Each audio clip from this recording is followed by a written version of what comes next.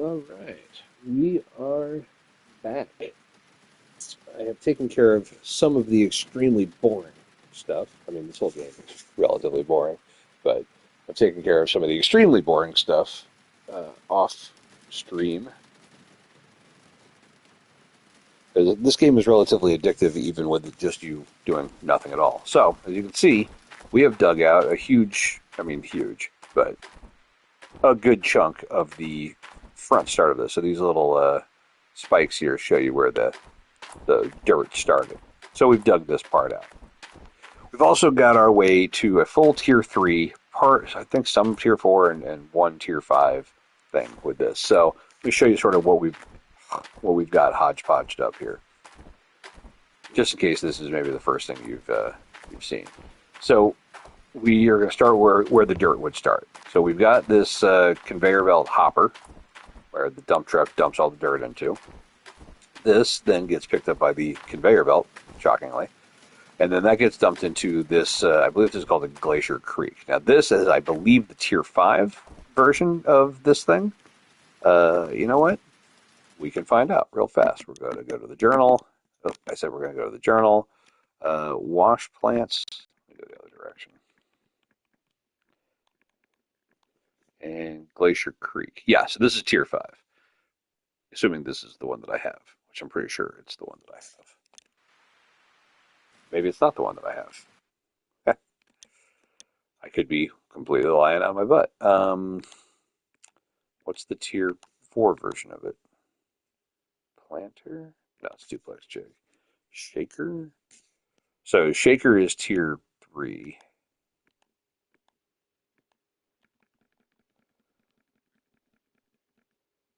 D-rocker.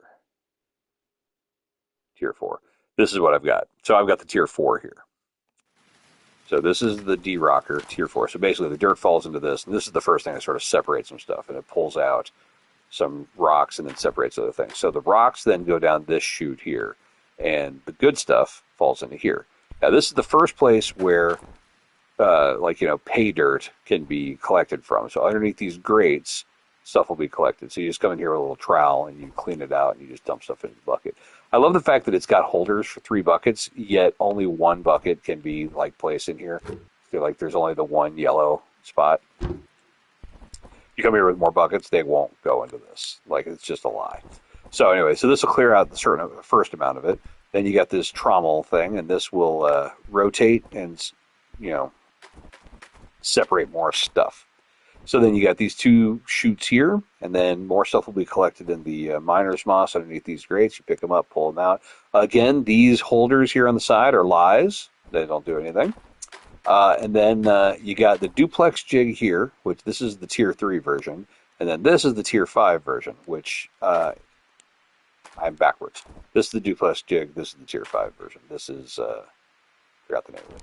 Anyway, you'll notice this carries 2 buckets. This thing does such a good job, it only needs 1 bucket, so you have much more concentrated juice in here. And then everything goes into these hog pans with pump, and then they have their own sort of chute, and this is your last collection of gold here. And some of these circles here on the side actually will hold some things, but you can't fill them up all the way, and again, more lies. So then from here, we take all these mats, we take the mats that are up there, and we run them through the gold nuggetator here. We take these buckets that are here, and the ones from up there, and we just dump them straight into the magnetite separator. This thing, when it's done, we take this bucket and we dump it into the magnetite separator as well. Then we take all the gold stuff that comes out of it, and we dump it onto the wavetable. We take the magnetite itself, which is just called dirt here, and we have a trailer on the other side of the hill. We fill that up, and then we use that to upgrade the blacksmith, which we've done 1 tier of upgrading. And then once everything is in here, this shakes it all out, and this is the upgraded version of panning for gold. And this is where the actual gold is collected and put into your account. Then you go and smelt it, and blah, blah, blah, blah. All right, so we're here. We've got this done. I need to buy significantly more buckets. It looks like I've got a lot, but I could do a lot more. I also need to buy more mosses and mats. at least one more setup of everything, so I could run everything twice. I think that's the smart move. So I've got something in the truck here. What do I have? I've got a bunch of sticks in the truck. All right, so I've got 2 hog pan mats here, extra. What we're going to do is we're going to get 2 more of those wooden crates, carrying crates. I'm going to do 1 for hog pan mats and 1 for miner's mosses. So we need 6 per, so that'll be 12 of those, and then 4 per, so it would be 8, so we need 6. So we need 12 miner's mosses and 6 hog pans mat things. Drop this here. And then 2 of those boxes. So let's go get that stuff. Oh, why I keep pressing the wrong buttons. Make my life a lot easier. I'm also going to go grab the trailer and just hook that up. Oh, the reason why I bought the crazy expensive Tier 5 duplex jig is because it was on sale. Every time when you log in, and then every day or so, a different thing goes on sale. And if you got the money, you might as well go ahead and buy it. I sold a bunch of gold and I got the money for it. So it is what it is.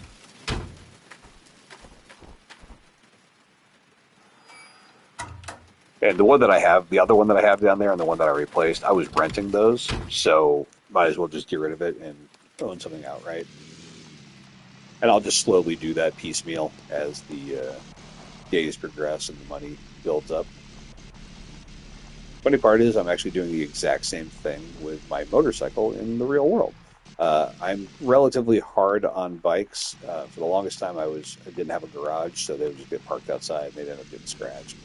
When I was actively riding, when I was in Florida in a motorcycle club, you get rock chips and stuff just gets damaged. And so I decided that I had seen I'm going to back up here. I have a Yamaha MT-10, which is the handlebar version of the Yamaha R1. So it's a very fast sport bike, but it doesn't have all the plastics on. And it's the one that sort of looks like a transformer or has like a bug's face up front. I kind of like the way it looks. It grows on. It's a hella fun bike to ride. But I saw somebody who I guess makes carbon fiber parts who fully carbon fibered out their entire MT-10. It would cost half of what I paid for the bike. You'd be easily paying, $8, $9, $10,000 to do that. But you don't have to fully carbon fiber the whole thing. Sort of do it piecemeal. And so what I've decided is anytime I get damage to paintwork, instead of paying to have it painted, which could be very difficult and expensive because some of that paint is like a matte paint, which is really hard to match. I will just buy a carbon fiber bit for it instead. And so I have now replaced the front fender, the front tire fender, which that's my fault. I had it strapped down on the trailer wrong, and the actual strap itself ate through it. So 100% my fault. Let me get 2 of these. During a high wind storm, my motorcycle trailer itself fell over on the bike and damaged the little tiny piece of plastic that goes over top of I need to get here 12 of these, right? That goes over top of the tail light. So like behind your butt. It's a little tiny piece of plastic. So I just bought that in carbon fiber. It looks kind of cool. So the front and the back are done in carbon. I feel like I have one more thing. Anyway. So yeah, the exhaust itself is carbon fiber, but it was carbon fiber to begin with. Hog pan mats. We need to get 6 of these instead of 8. So now we can do 2 complete, fill-ups on this thing without having to actually change anything out. And we'll grow that. We'll end up doing more. Buckets. Should I get more? You know what? Bucket. I'm here. Bucket. How many slots do I have? I got a lot. We'll have 4 more buckets. Part of me wants to buy another gold nuggetator, which this is on sale, I guess, because it was 23 the last time. So that way I can do 2 runs in a row, but yeah, it's not that big of a deal. Time's not that precious. Yes. To power that, I would actually have to swap out my electric water pump for a diesel water pump. But man, I spent so much money for this thing. I was just keep it. Is there anything else I need to get while I'm here?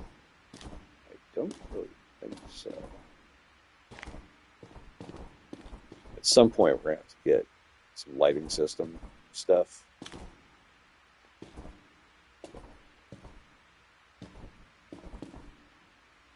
Little tiny wash plant. Okay. 2 crates. 12 miners moss, 6 hog pan mats, 4 buckets. Yep.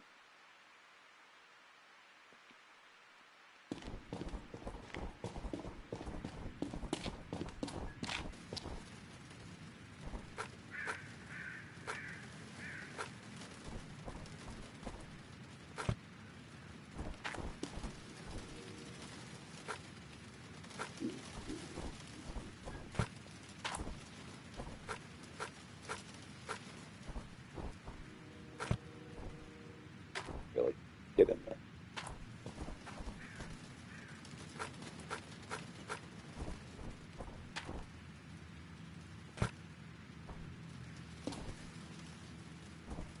Really get in there. What a pain in the butt.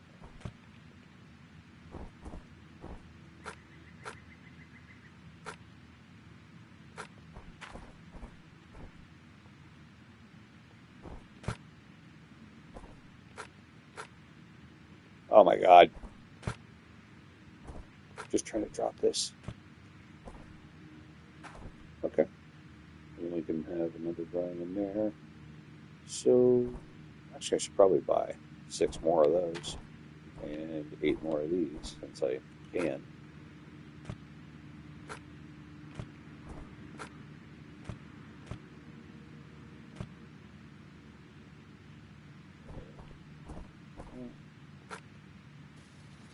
First things first. Oh my god.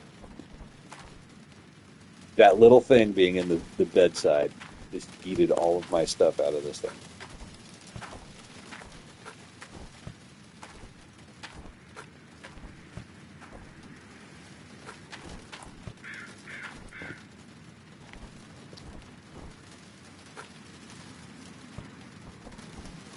There.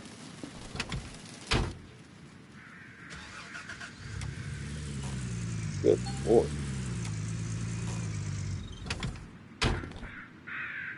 Object collisions are a problem. Okay.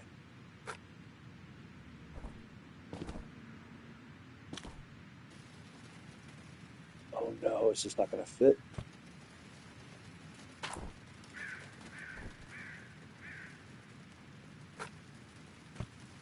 Look, the one thing I wanted to avoid.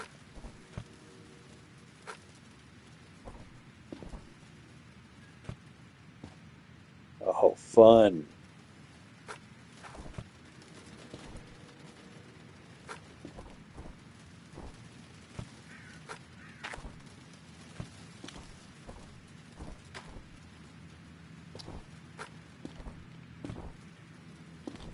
This is supposed to make things easier, not harder. I swear to God. Oh my God.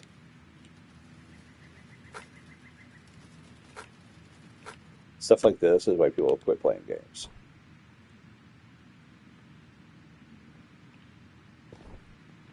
You gonna drop? Oh God.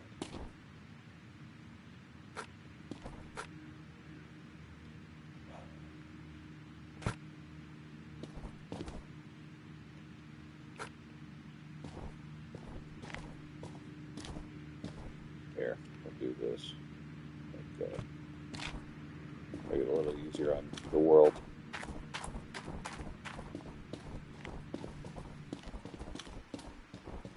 3 cleanouts worth.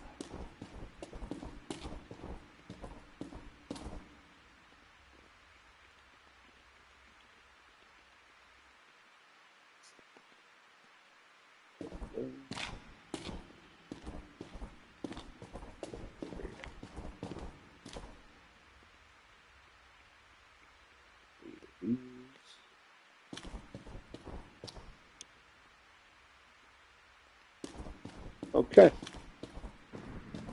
Do that whole stupid dance again.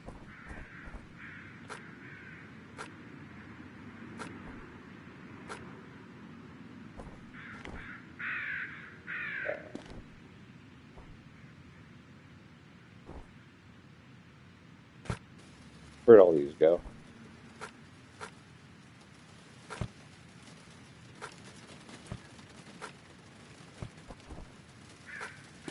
Of course.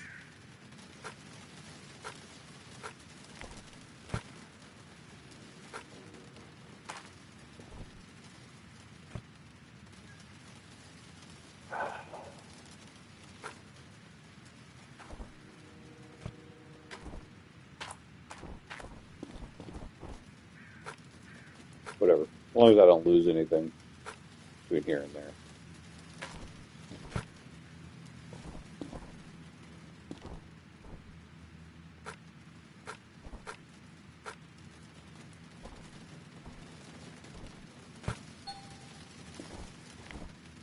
Okay.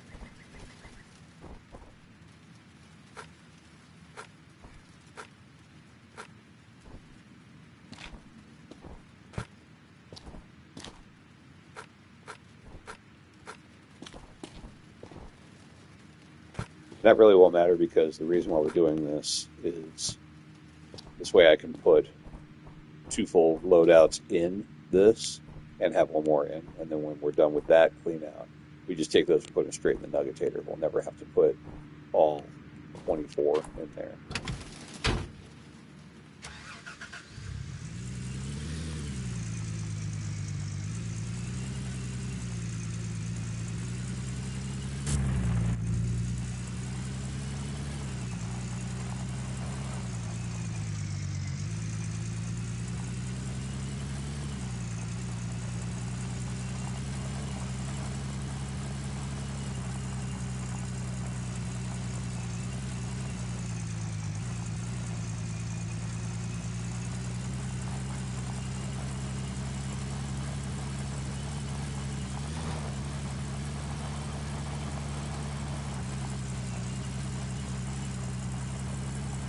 So, nothing really to talk about here, so I'm going to do what we normally do. I'm going to put the audiobook on, and you guys can listen to your heart's content if you want. If you're interested, and if you're not interested, I understand completely. Victor plugged the lifeline back into Tyrone before the 2 of them left the wreckage. Tyrone didn't object or play hero. He understood that if they were both going to arrive safely back at the airlock, they needed to share the line. Tyrone nodded his thanks to Victor, but Victor could tell Tyrone's mind was elsewhere.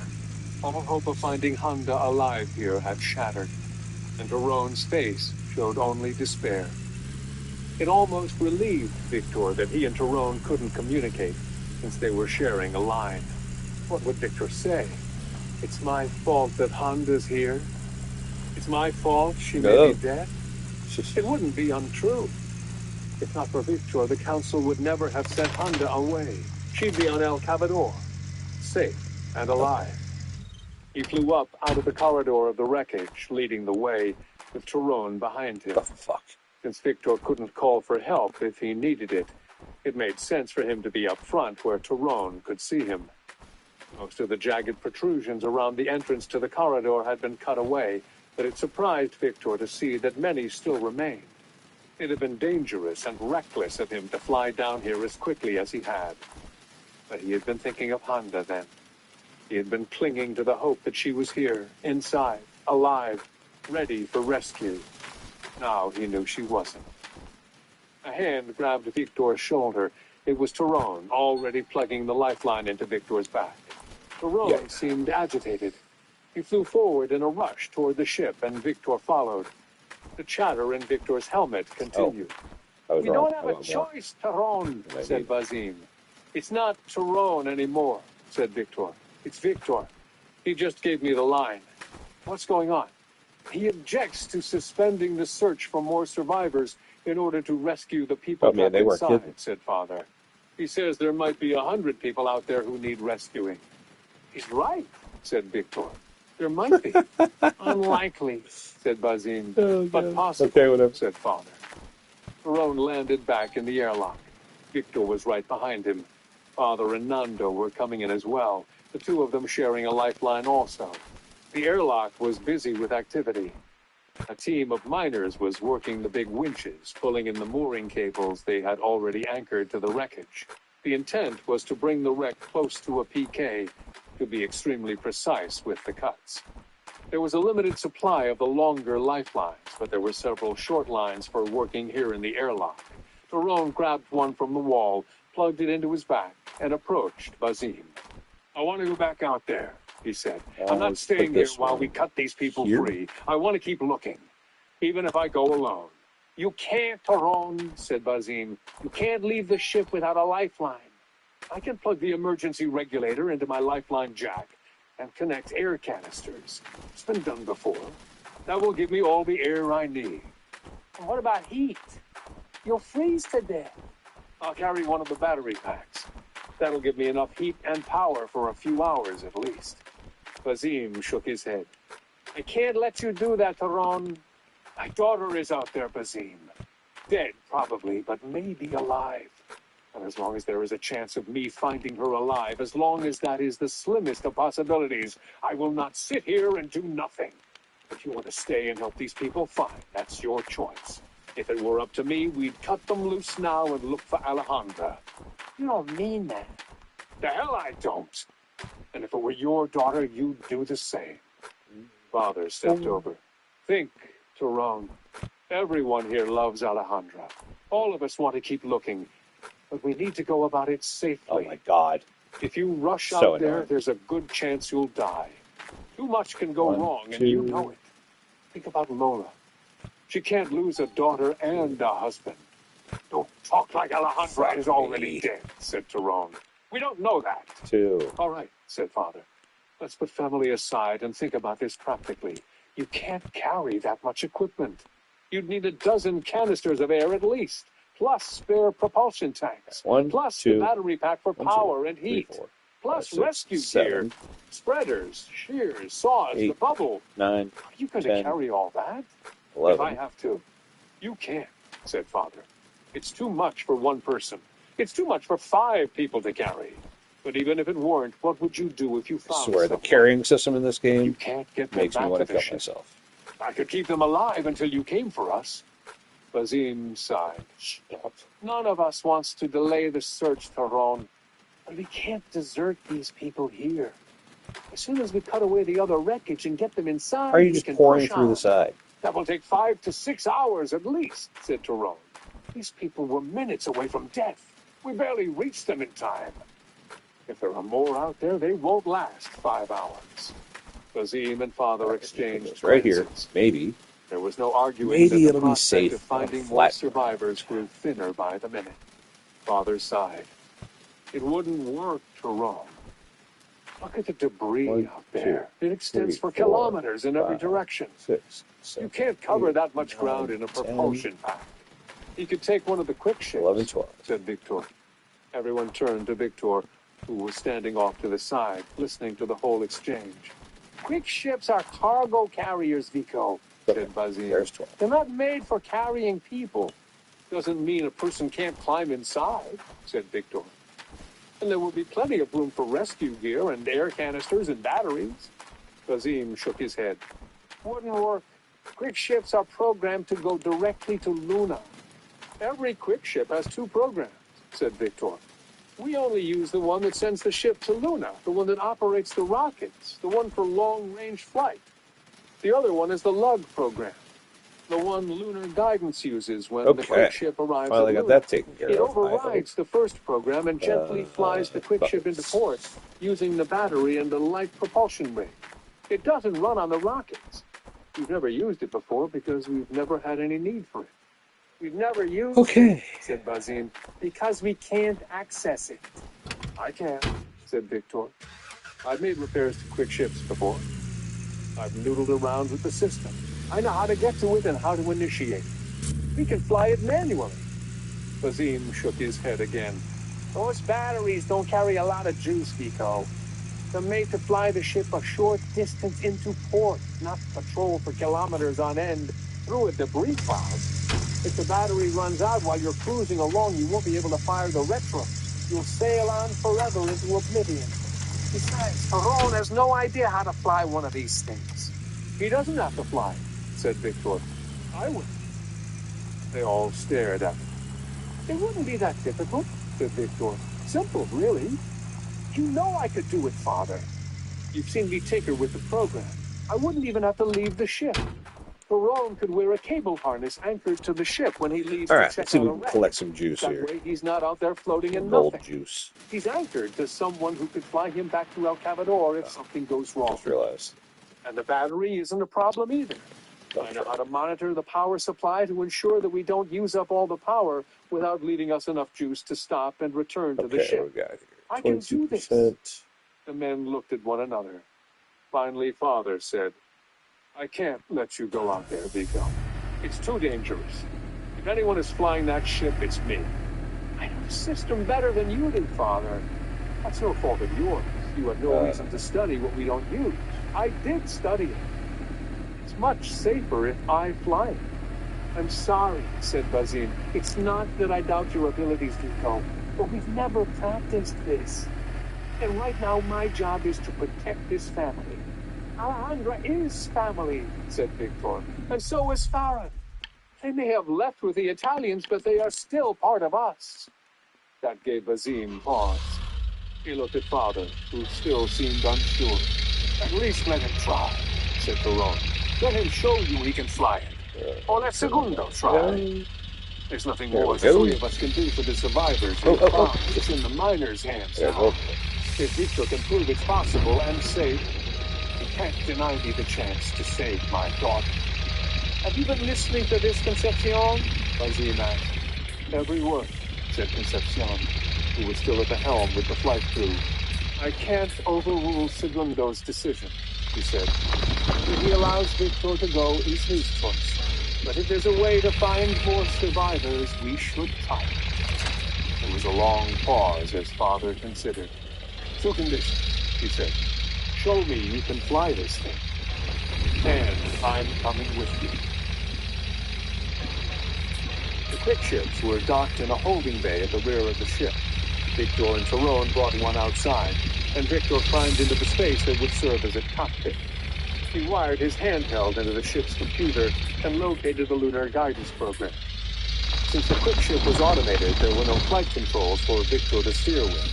Instead, he devised a way to enter flight commands directly into the program by typing them into his handheld.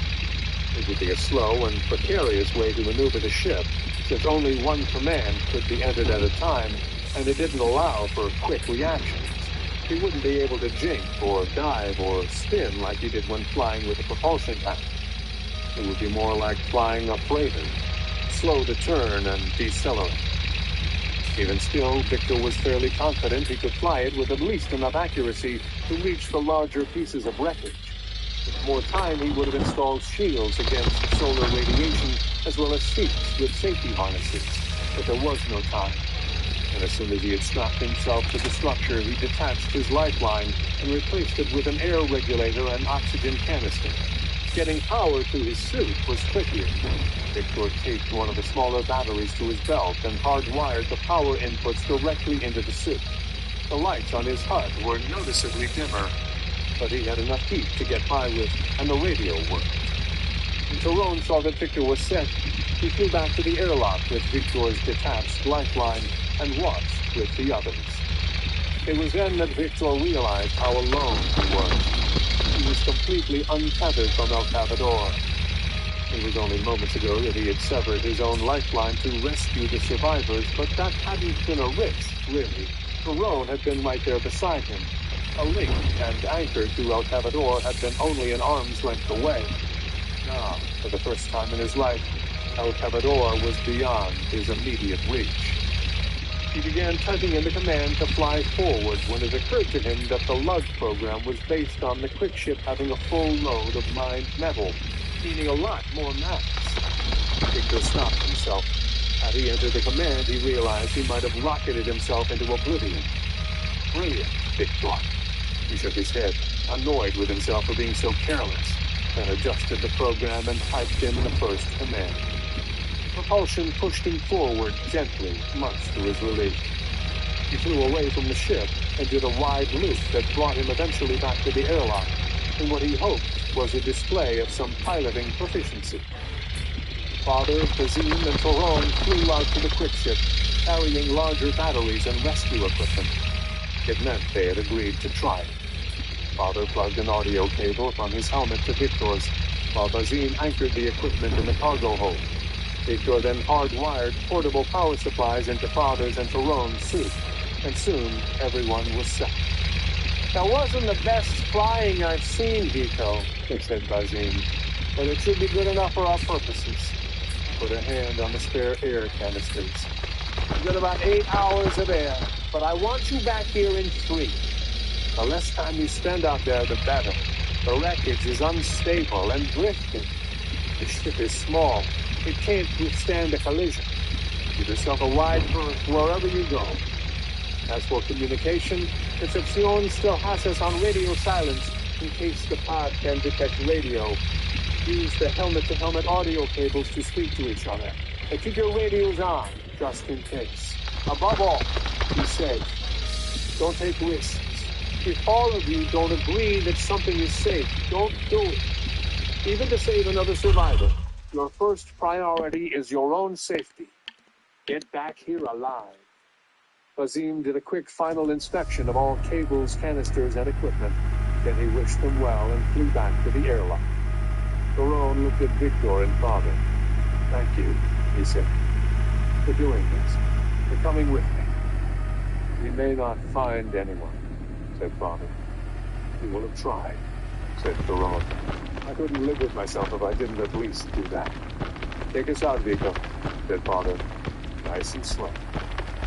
Victor entered the command, and the ship pulled away, heading in the direction El Cavador was pointed.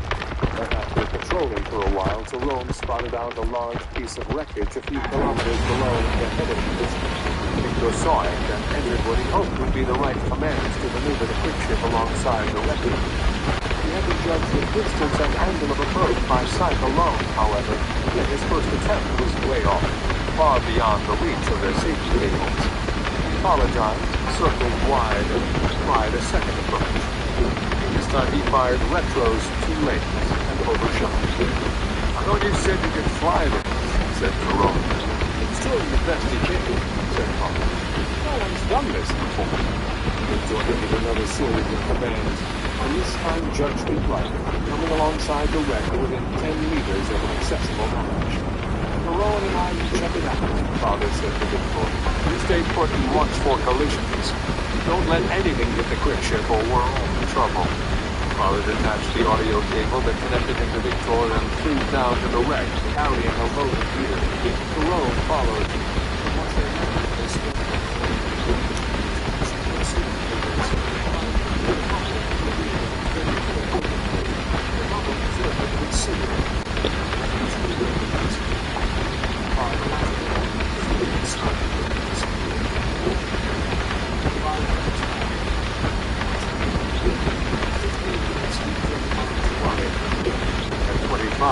was near him. Something had gone wrong. It shouldn't be taking this long. Victor considered calling Father on the radio, even though he'd be disobeying orders and possibly putting the family at risk. But then he thought better of it. Father had asked him to wait, and so he would. Wait and pray. Edmar was in the crow's nest on El Cavador, trying not to burst into tears. The data streaming through the display goggles from the eye was so constant and in such volume that Edmar was beyond overwhelmed. Column after column of non-stop digits, all demanding to be analyzed immediately and marked extremely urgent.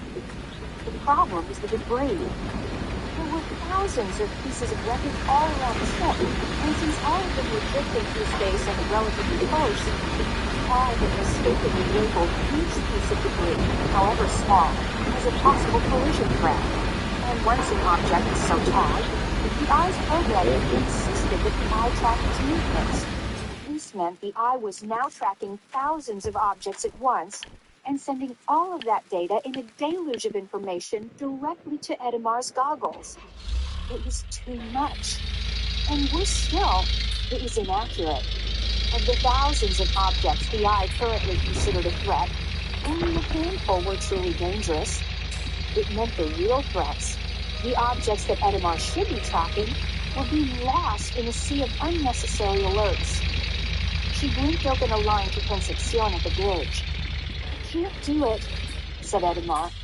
"I need help." "What's wrong?" said Concepcion. "It's too much. I can't process all the data the eye is sending me. You've got to get my father back up here. I can't chew through the information as fast as he can. I'm too slow." "Your father left on a quick ship to look for more survivors," said Concepcion. "Quick ship? I didn't think you could fly those." "Apparently Vic took care. Tell me what you mean." "4 clones of my father." She explained as quickly as she could how the eye was giving her too much information and leaving her blind to immediate threats. "I'm sending Drayo your way," said Concepcion. "He might be able to tweak the eye's programming. Rena and Mono will come as well and help you however you need them. In the meantime, I'll put spotters at every window to look out for drifting debris. Don't worry. We'll figure this out." "Thank you," said Edimar, and ended the call. She felt so relieved that she could no longer hold back the tears. She removed her goggles, covered her face with her hands, and sobbed. Some of her tears were for the eye and all the stupid, pent-up frustration it had caused, but most of them were for Alejandra, sister, and Vita, her best friend. The only person with whom she had ever been able to talk to about father's temper, or wearing a bra, or what it would be like to get zogged one day. Things she could never bring herself to discuss with mother. And now, Alejandra was out there. Gone, perhaps, and Edimar would never speak with her again. There was a noise in the tube that led to the crow's nest, and Edimar quickly composed herself, wiping at her eyes and taking deep, calming breaths. 3 people floated into the room, and the sight of them further put Edimar at ease. "Give me a pair of goggles," said Drayo. "I want to see the code on this thing." Edimar handed him a pair. "It's tagging every piece of debris as a collision threat. I need to create perimeters that will isolate only those objects that are indeed too close. But I don't know how to do that." Drayo had the goggles on. "All you need to do is write in a simple script. Toron didn't teach you how to do that?" "I'm sure he knows how, but he doesn't want me tinkering with the programming." "Then he shouldn't be leaving you alone," said Drayo. "It's irresponsible and puts all of us in danger. How old are you anyway?" Rena put an arm around Edimar's shoulder. Yes, Drayo. Why don't you worry about the eye and let Mono and I tend to Edimar?" "Don't give her all of that chili," said Drayo. Rena was holding a container with a hot pad. "I could use some of that too, you know," said Drayo. "We haven't eaten on the helm in hours." "Fix this eye, Drayo, without further harping on Toron or Edimar," said Rena. "And I will make you your very own pot." That put a smile on Drayo's face. "I'll be as silent as Styx." Rena took Edimar's hand, and they flew over to the other side of the room with Mono. "Did my father really leave on a quick ship with Vico?" asked Edimar. "Yes," said Rena. "And with my husband. They're looking for more survivors." Edimar bowed her head. "We won't find them. It's been too long." "We don't know that," said Rena. "We didn't expect to find anyone when we got here. But so far, we've found nothing." "Believe me," said Mono. "If anyone can find more people, it's Vico. He might even find Alejandra." Rena tensed slightly at this and glanced awkwardly at Edamar. We certainly hope so, Mono, said Rena. We're all praying for that very thing. Edamar wanted to feel boasted by the boy's innocent optimism, but she knew it was hopeless. She could see that Rena thought so too, only pretending to be optimistic for Edamar's sake. Here, said Rena, handing Edamar the container of chili. This is probably cool enough to eat. You must be famished. She popped off the lid on the straw, and the aroma of beans, meat, and cilantro wafted up to Edamar, who suddenly realized how hungry she was. Thank you, said Edamar. Cilantro. Who wants to eat soap? Too, no, said Dreo. You're making it difficult to concentrate over here. Edamar sucked up a mouthful. It was warm and spicy, and exactly what she needed. She wanted to cry again. Rena seemed so much like Alejandra in that moment. Edamar knew it's silly to even think it. Rena was old enough to be We're going to try to Henrico's do something mother. stupid here. But the way she had pulled Edamar aside and showed her kindness was exactly what Alejandra We are would going have to done. fill up. What kind of perimeters should I set up in the program? Dreo asked. I wish Yes. Father were here, said Edamar. He would know better Did than these go me. full? Well, he isn't, said Dreo. You have to decide. No. Edamar thought for a moment. No. Okay. Cancel out all the debris that's beyond 200 meters of our position, yet within 10 kilometers. I'm going to fill this That sucker up. should We're just cancel going out to most turn of the on these objects two. the eye is tracking, but pose no real threat to us. The one exception should be the quick ship. We should continue to track down. Which of these objects is the quick ship? Said Drake. Can't facilitate that. Edamar put on the goggles and found the quick ship easily. It was just a matter of identifying the object it originated from and moved from their position. Walk up, said Edamar, moving the icon for the object into Dreo's monitor field. Said Dreo. The quick ship is still on the watch list. What else? We are primarily looking at debris within 200 meters of us, said Edamar. Plus, whatever we can see beyond the debris cloud. That's still over 800 objects, said Dreo. Most of the objects are merely drifting, though, said Edamar. So, we're really about the small things. You know what? We're not going to fill it all the way up. It's another couple.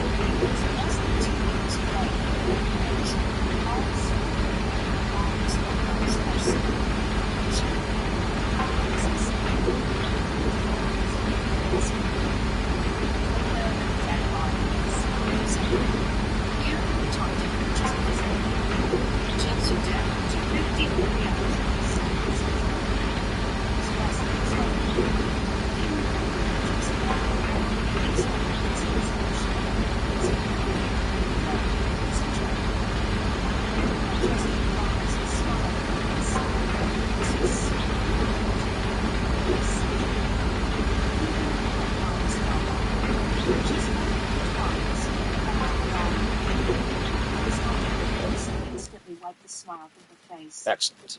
It was only a few thousand kilometers out, and moving in their direction at incredible speed. What is it? asked Rena. What's wrong? It's the pod, said Edamar. It's coming back. Chapter 12. 10. Captain Widow 2 moved through the forest on the road. His footfalls were soft and silent. He secured several assault rifles at his shoulder. His body was slightly crouched and his halo single breath. His helmet had no visor or eye slits, but covered his face completely without resistant metal. His body armor was lightweight and camouflaged for darkness. Beside him, 6 mobs in identical gear carried identical weapons. His weapons were advancing the slope. Through the pine, where trees and spines were moving. Inside his helmet, his heart projected a 180-degree view of the terrain above him. Right into the window, he could see every detail of the forest. The computer helped further by flagging the colors of the surroundings. Female computer voice said,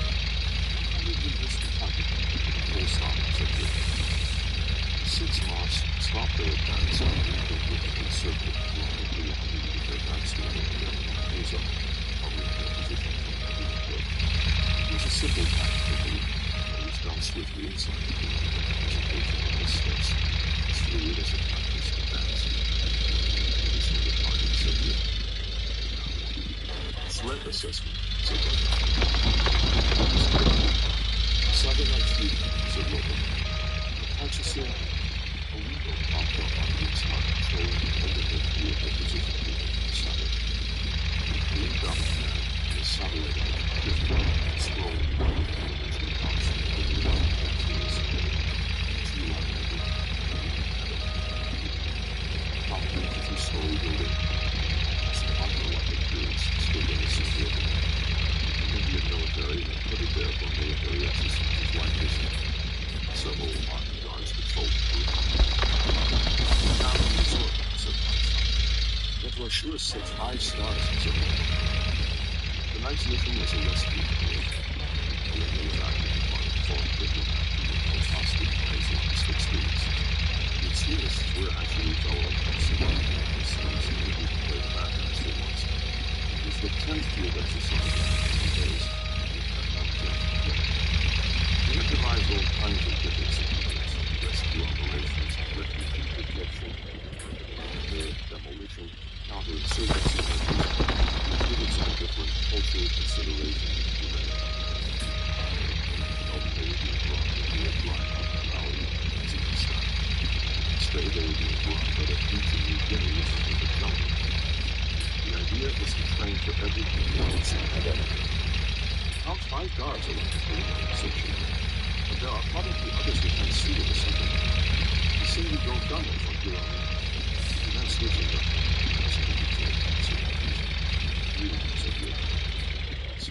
There are more of the enemy inside, said Logan. I need the floor plan. Coming up, said Logan. Three-dimensional schematic of the structure appeared against the screen. The blue and open hostages were Egyptian terms. The reason Nichols, said she. Terrorists prefer to keep hostages closer. They're terrified of snipers. The centralized room is best probably on the 2nd floor since there's no basement. The stairwell can easily be defended. If they were going to hide a hostage, I'd say they'd do it here. Lincoln got appeared on the room on its floor. And briefly discussed other possibilities, but everyone agreed that Schwann's assessment was probably accurate. We'd send in a people, scope out the interior, said Mike. The peoples were small and nearsighted.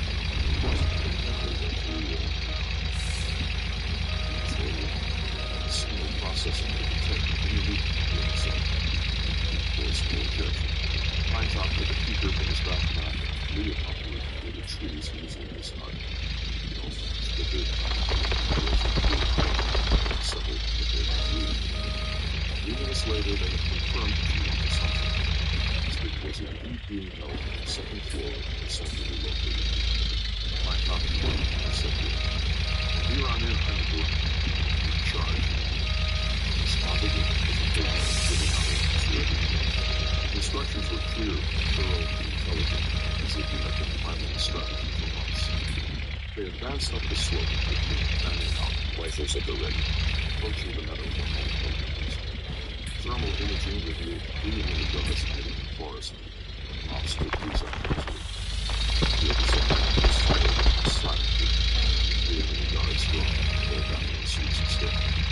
Mops crouched at the tree in the shadows. The guards in the meadow had to take down and continued to patrol the perimeter without any sign of alarm. One of the guards walked within a few feet of their position, and Chiwan got a good brush and hit them in spite of it. The suit stiffened, and Chiwan dragged it back into the darkness. Before them, there's too much open ground between us and the building, said Mike. The sniper the rest. They extended the barrels of their rifles and made adjustments to the weapons for longer range fire. With his rifles were shoulder and boom weapons, his Philippines and shoulders, and sleep. This minimized the slight movements in his hands, made his upper body as steady as a train. Made the enhancing the accuracy of the shots. The computer then piloted each of the targets on its display. 7 guards total, and each other. Watched his display as one targets were marked in the name, and selected for takedown. And chose the last unselected target. Pinetop gave the order, the Mops all fired, and 7 guards went down. After that, it was a matter of following Pinetop's instructions. He marched forward and stalked the building. The enemy That was where exactly where the repeated cold Peter, which was still attached to the side of the house door, his legs charged toward them from elsewhere in the house, with the electricity money times seeking over, the position to repair his head. With every shot out, getting up the stairs just behind the others, stepping over the enemy that had already fallen. Kalinga was waiting for them to leave. The enemy guard, who was taking his role as a terrorist rather seriously, attempted to use Kalinga as a human shield. The advancing mobs fired at unison. 5 sniper rounds hit the terrorists in the same spot. Someone still had to release Kalinga. He didn't even bother dropping to the floor as was the rule of the game. It's all over. Our timing got this, said Kalinga. It's no fun being the hostage. I get a weapon. They wouldn't even give me something to read. I got inside with energy exercise. The odd things everyone sees. Gathering for a conclusion. It's to life. I sat in the wide circle of all. What did you learn? That Kalinga makes a terrible hostage, said the terrorist. He wouldn't stop lying. He almost shot him to shut him up. I shot myself, said Kalinga. Boring as hell, this crew. Here's what I learned, said Blake. 7 mobs prevailed against 24 equally trained enemies. Because we're better soldiers? Because we're smarter? Faster? No. We wanted 2 reasons. 1, we bad guys were sloppy. We weren't taking proper cover. It blew off way too easily. You're giving me the real thing, said Blake. Terrorists are always sloppy. Don't give me the real thing, said Luke. Give me the finest trained, most intelligent soldiers universalists. I don't want realism, I want worse than realism. I want 100 times more difficult than realism. Do everything in your power to annihilate us. That way, when the bullets are real, and the lives are on the line, we will do our duty with exactness. We will never lose. I should have seen nothing when we approached this combat. You should have been completely invisible to me and the Samurai. You should have killed us before we left the trees. Why did you? We can meet the peace, said Peter. Talking make it a little easier for them. Do you think they need any hand-holding in this field? Do you think that just because they're new to this unit that they're not good enough or experienced enough to take you at your best? If so, you're in for a surprise of your life. Do this again. From here on out, we pull no punches. If you lose, it's because you screwed up and invested, and not because you let this. I was actually trying, said one of the guys. G1 jumped out of the bushes so fast I nearly pissed myself. Good, said Whit. Glad you only nearly pissed yourself. You've actually done so, your suit might have short-circuited and given you quite the shock. Smoked sausage, said Dean to another one. You're on, said Whit. You act as if you're like this. No more pretending that the enemy is inferior or less intelligent than you. Which brings me to the reason why you failed. You mobs had better tech. The enemy had older rifles, no computer assistance, no satellites, no computers, no thermal vision. This was a tech war. We won because of our equipment. Pine Top, if I had stripped you of all your gear, could you have taken the hostage? I don't think so, sir. I'd be unarmed. So you're only an effective soldier if I arm you. You're only good if I give you better equipment. Was it different? No, sir. It's just more difficult. I have been unarmed. I would have taken down one of the guards and confiscated his weapon. Then I could have picked off the others. You didn't know how to operate the enemy's weapon, said Whit. What did this take you with an assembly? Then I'd be in a pickle, sir. So you would give up. No, sir. I just have a hard time with it. I need to devise ways to beat my enemy using what little resources were at my disposal. Such as? The forest could supply me with spears, for example. You laugh. Spears? Against 24 armed men holding a defensive position. That's something likely to be doing. You saw that Holmes was laughing. Forgive me, sir. That sounds a touch impossible, doesn't it? I stared at him for 10 long seconds. Are you a mob, Dean? Yes, sir. To the core, sir. All right. So here's what we're going to do. We've already got this shaker full. Well, full enough. The other 16% is actually here in the conveyor belt. Once I turn everything on, this is going to fill up, and I don't know at the speed with which this will actually run everything out. So what we're going to do is turn everything on, and then turn this off for a few seconds until this number falls down a little bit. We need to keep an eye on these as well, which luckily these fill up at the same rate as those. And this will let us know when we need to stop running everything, because that way we're not just wasting gold. So at some point, this will empty out. There, it's 99 right there, and then we'll go over here and we'll dump from the dump truck into it. The bogs are open.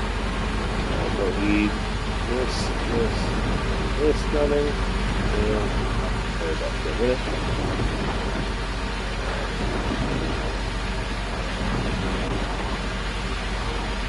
There we go. Okay.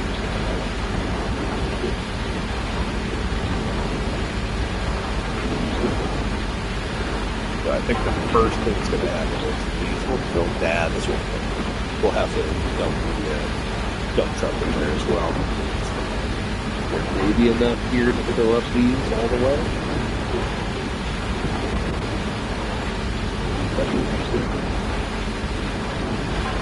Yeah, so this is maintaining the semi-roll state. Could have accidentally.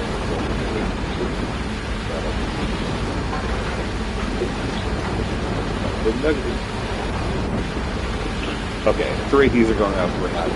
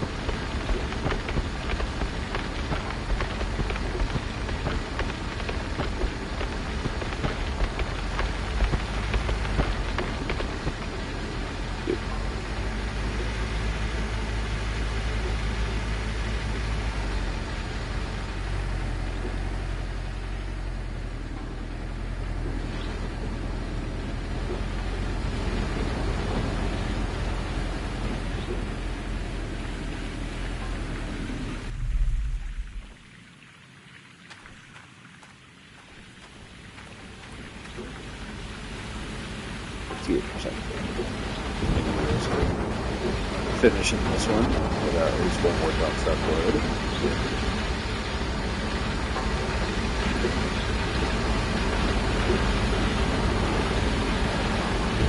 So basically what we're going to do now is we're going to run until this is empty, that's empty. Give it a few more seconds until the stuff all runs through the trommel and the jigs down there.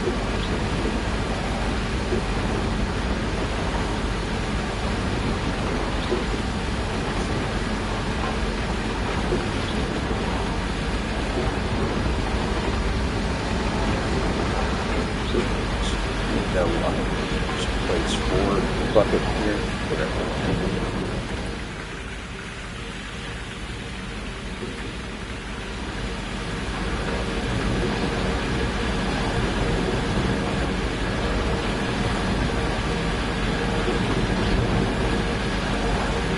Wow. Wow. What a minute, right? Oh, God.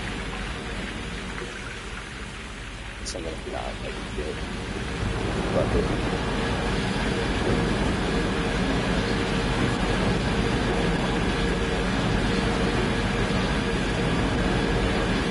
There.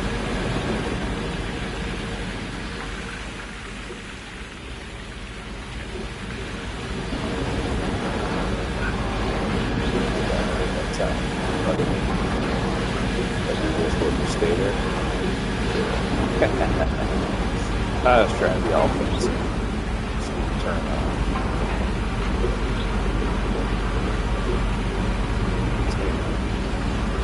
Rock flip on over that. Nope. That's a 0. 2. Go. Okay, so 82, we've got probably 1 or 2 more dump trucks full before we clean this whole thing out and start over.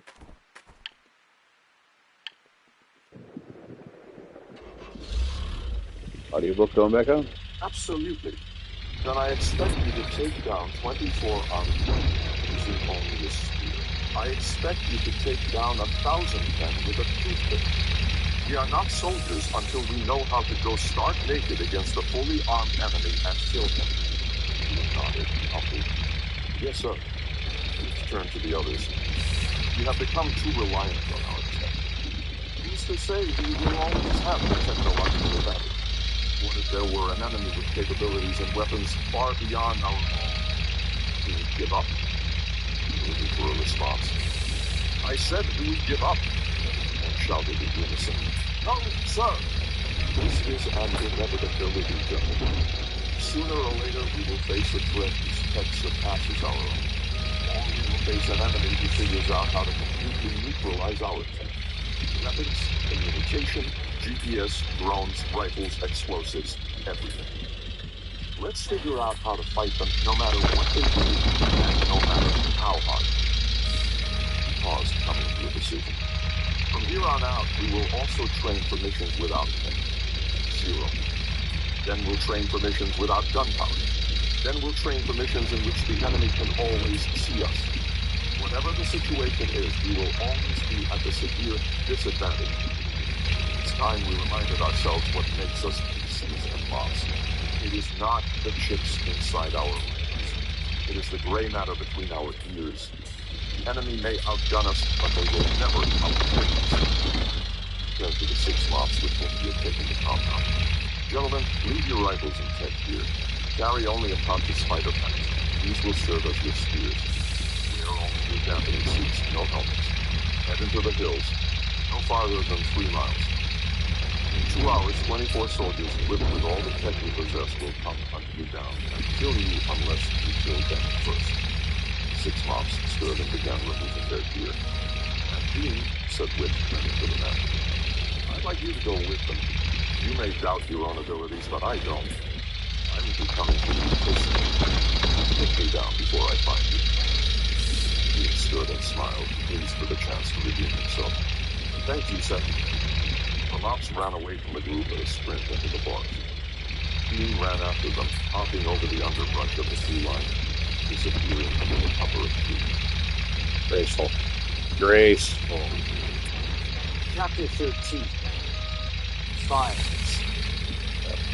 Lem looked through the mining reports in the cargo bay and tried his best to appear pleased.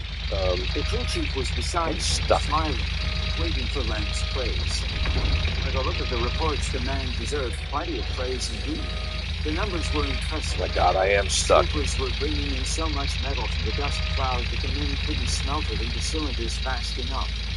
Iron, nickel, cobalt, magnesium, all the big money metals. Thousands of tons of it already. It was more than Lem could have hoped for. Yet Lem's mind was so plagued at the moment by El Cavador and the files that they had stolen from the ship's computers that he couldn't even endure the good news. Hard to believe, isn't it? Said the crew chief. I've been in this business for 20 years, Mr. Chief. I've never seen anything like this. This is the fastest I've ever brought in ferros. Ferros, or ferromagnetic metals, the most valuable of minerals. Come the fuck on. The snoopers are working well, I take it, said Lem. It's like trolling for fish, Mr. Jukes. He said, the magnetized scoopers. hey, there we go. Back and forth through the dust cloud. When we Alright, we'll be doing that again. My whole career has been digging and scraping and blasting away at rock to get metal up out of a mine. But this blazer turns that whole bottle on its head. Now we blast the rock to dust, fling some magnets in the cloud, and the minerals come to us. He laughed and shook his head. Damnedest thing I ever saw. Yes, this is all very impressive. We picked the right asteroid for it, too, said the crew chief. It's no wonder those 3 miners were camped here. The rock was the mother lode. Tons of high-value metals, plenty of them to go around. Most miners see a rock this good once every few years or so. Got to hand it to you, Mr. Jukes. You picked one hell of a rock to blow up. Glenn was only half business. Yes, wonderful. Well, keep up the good work. Is there anything you need? More people, said the crew chief. This is a research vessel, so we're short-handed. Our boys smelting the dust and making the cylinders are already working 2 shifts. How many do you need? Another 10 would work wonders. I'll have Chubbs send some people down. Thank you, Mr. Jukes. He pulled off his hat and scratched at his head, looking hesitant. Now, you sure you don't want us to load up a few quick ships? We've got a much bigger haul if we send some of these cylinders straight on to Luna. No, said Larry. I don't want to send anything back ahead of us. Once we load the cargo bays, we'll pull up. The crew chief shrugged. Seems a shame to leave the cloud when there is so much metal here for the taking. We only have 4 cargo bays on the ship, and we'll fill those easy. That's quite a big load, to be sure, but using quick ships, we can double that. That's a lot of money we're letting slip through our fingers. And I put I this appreciate your little dot on the dedication ground to the here. company's bottom line, said Larry. In any other circumstances, I'd agree with you. But I don't want my father or the board to know we have a full Look load. at that. I'd like to be a surprise when we arrive. The crew chief winked. Smart thinking, Mr. Jukes. Those suits will be surprised all right. They'll probably give us all a hearty bonus when this is all over. Then he would hand his fishing if you oblige. If they don't give us a bonus, I'll give you one myself. You've done exceptionally well. The man beamed. Thank you, Mr. Jukes. The man looked like he was going to speak further, but Lem didn't give him the chance. He turned and flew away, heading back to the push tube. The board would be surprised, all of them, when Lem told them that their files had been compromised, and that the schematics for the Glazer were likely in the hands of 3 miners, or that the same 3 miners likely had accumulated video of the Duke vessel killing someone. Video that would almost assuredly result in a public relations nightmare of a lawsuit. They'd be much more than surprised. Lem could see the board of directors. Fine mission, Lem. Well done. Too bad you killed a man and lost us billions of credits in R&D and the very future of this company. Too bad you made a jackass of yourself. Other than that little snafu, we'd say the mission was a smashing success. We were warming up this seat here at the board table for you. But you see, we have a strict policy against idiots.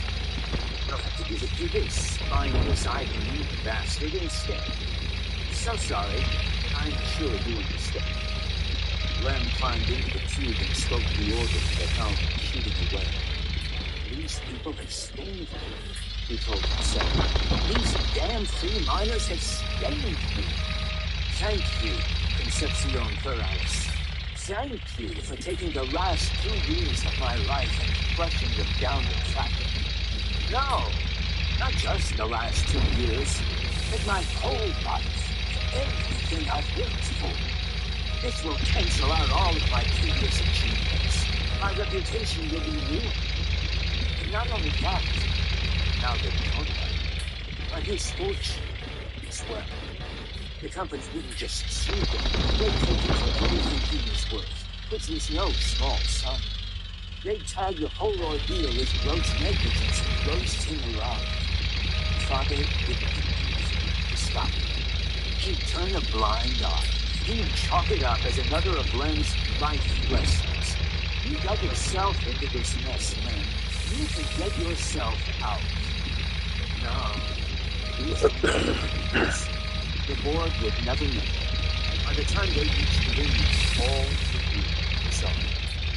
The 3 miners might be beyond their reach at the moment, but he was certain there was a solution, even if he had no idea at the moment what it might be. He reached the helm and pulled Chubbs aside into one of the conference rooms.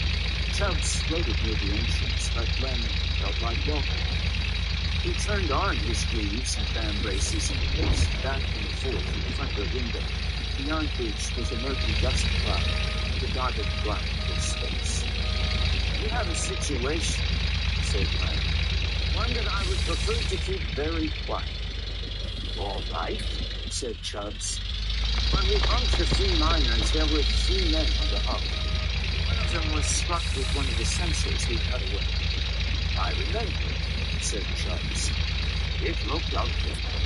"Yes, well, ugly is putting it mildly. The man is dead. We killed him." Then put a little emphasis on the word "we," hoping to spread the blame around. Chubbs furrowed his brow. "How should we possibly know that?"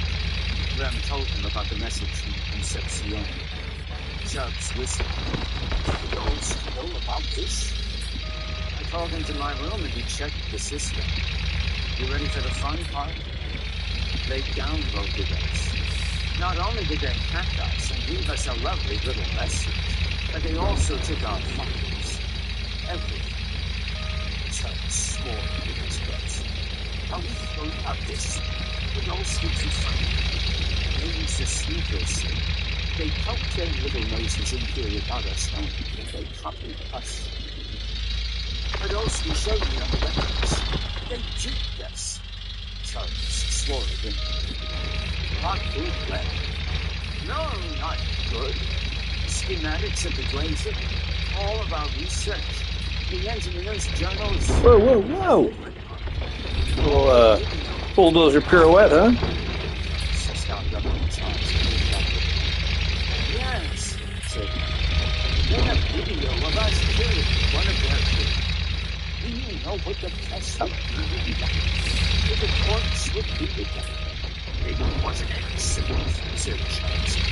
"We weren't aiming for the guy. We didn't even know he was out there." "Prosecutors won't care," said Lem. "Besides, it doesn't look that way in the video. I reviewed it myself. In slow motion. It looks like we were gunning for it. They'll call it incontested. And when they do, corporate will cut us off. They'll sue us as well. If we don't do something about this, you, everyone on this ship is malleable. Toast. Game over. "They stole from us," said Chubbs. "That has to account for something. They stole corporate secrets. That will bring us no sympathy. You think people will shed tears for the largest, wealthiest corporation in the world? Oh, good. 42 billion. Those fats and greedy corporate executives will only get 100 billion credits on their yearly bonus this year, instead of 120. What a shame. No one will care. The media will have a field day with this. The poor and middle class will dance in the streets. They'll eat this stuff up. They can't be happy until everyone else is brought down to their level." "Fix this," said Chubbs. "How? We can't track them. I already asked the navigator. They're long gone. We could go looking for them, but there's no guarantee we'd find them. We probably wouldn't." "We don't have to find them," said Chubbs. "We just have to know where they're going and to be there first, waiting for them when they arrive." "We don't know where they're going," said Lem. "I told you, they didn't exactly leave a forwarding address." Said Chubbs.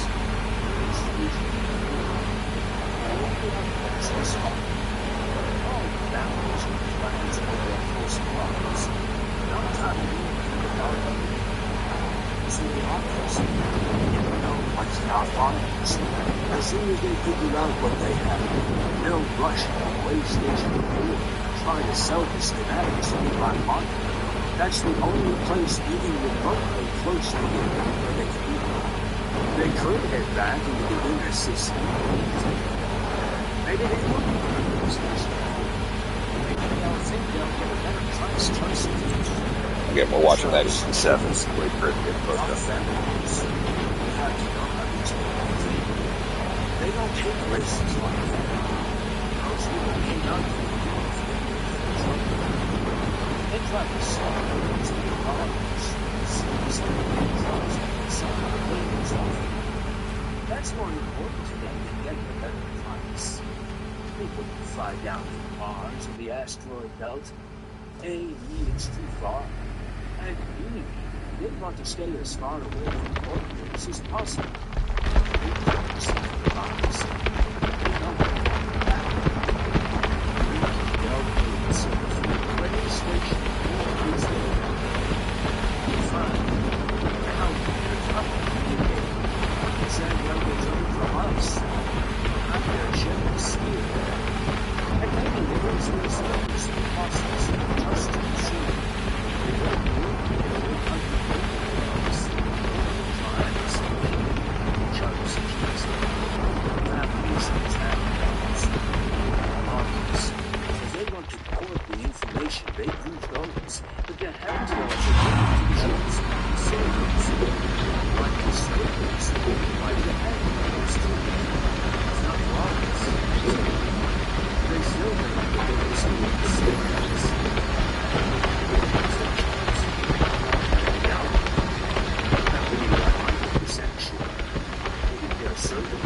This is close. And consider this a moment and realize the slip. It won't work, he said. If we go to Way Station 4, they'll see us. They'll see the ship. It's not a very big outpost. They'll know we're waiting for them. They'll turn tail and run. Then they will see us, said Chubbs, because our ship won't be there. By the time El Cavador arrives, we'll be heading back to Luna. And how will we run their system? You don't see. He's the only one of us that's moving us anyway. We drop him off at Way Station 4. We haven't stayed there until El Cavador shows up. We'll shatter all to 10 months. We can't hang around that long without arousing a lot of suspicion. But Dulcie, the new security guys, we'll dress them up as street artists so we don't draw nation persons. El Cavador was the worst of the stars. When security came, Papa began to favor the family. See? We're essentially banishing him to a dump outpost. He'd make us think about this with corporate. No, he won't, said Chubbs. All we Okay, have to do now is we're going to change all this stuff that out. this whole thing is completely and utterly his fault. He's not doing us a favor. We're doing him a favor. They brought Podolsky into the conference room and had him stand at the end of the holotable.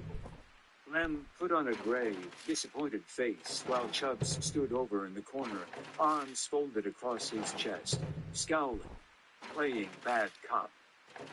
The idea was to unsettle Podolsky immediately, and Lem could see by the man's expression that it was working. I've just informed Chubbs here of our dilemma, said Lem. I've tried to keep this quiet for as long as I can, for your sake, Podolsky. But I can't put it off forever. We need to address this issue. Podolsky shifted his seat, uncomfortable. Issue, sir? Don't act like you don't know what we're talking about, said Chubbs. El Cavador swiped our files on your watch. This was supposed to be the tightest firewall in the solar system, and a bunch of ignorant gravel suckers waltzed in here and cleaned us out. You screwed us, Podolsky, and I'll be damned if I take any heat for your mistake. Lem thought Chubbs was laying it on rather thick, pointing and nearly shouting and even turning red with anger, which Lem found particularly impressive. A man who could do that on command belonged on the stage, but it seemed to be working.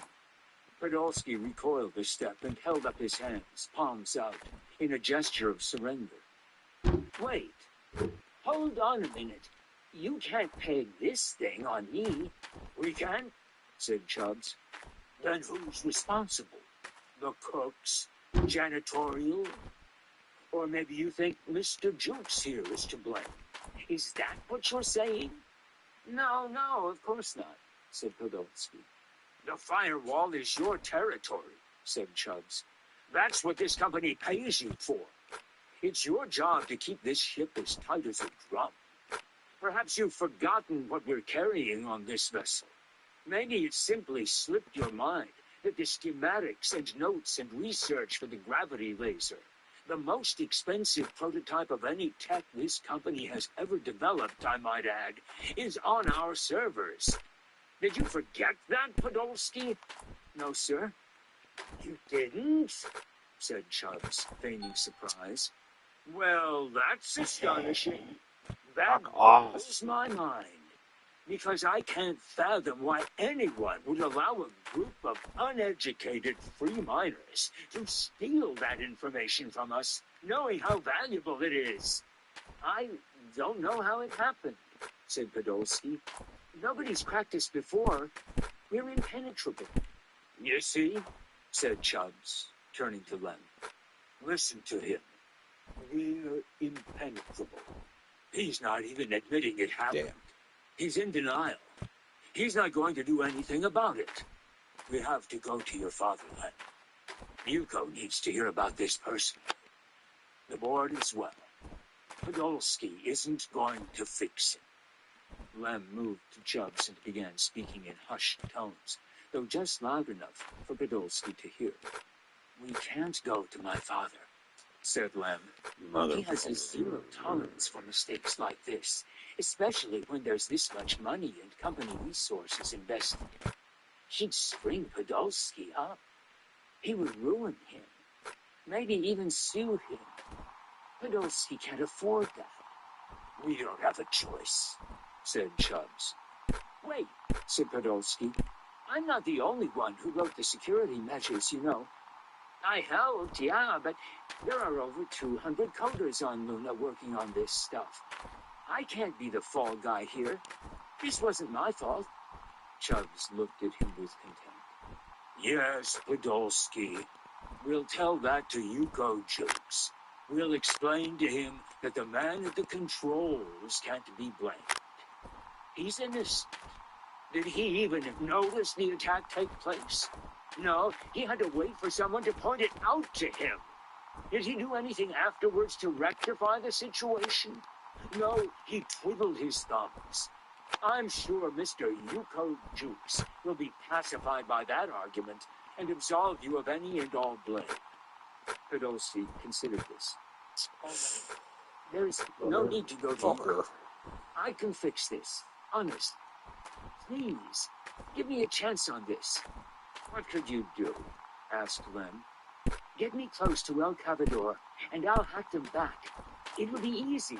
Free miner security is a joke. I could get in and wipe their system without them even knowing I was there. Lem visibly relaxed, smiling, and turned to Chubbs. There. Satisfied?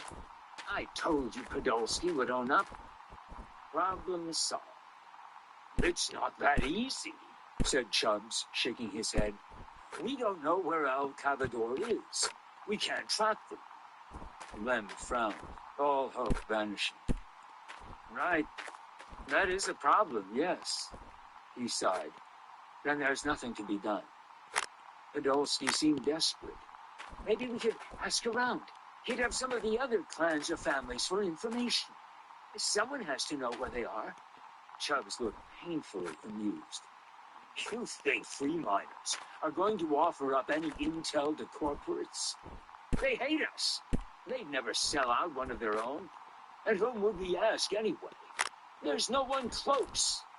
Lem brightened, as if the idea had just struck him. Way Station 4.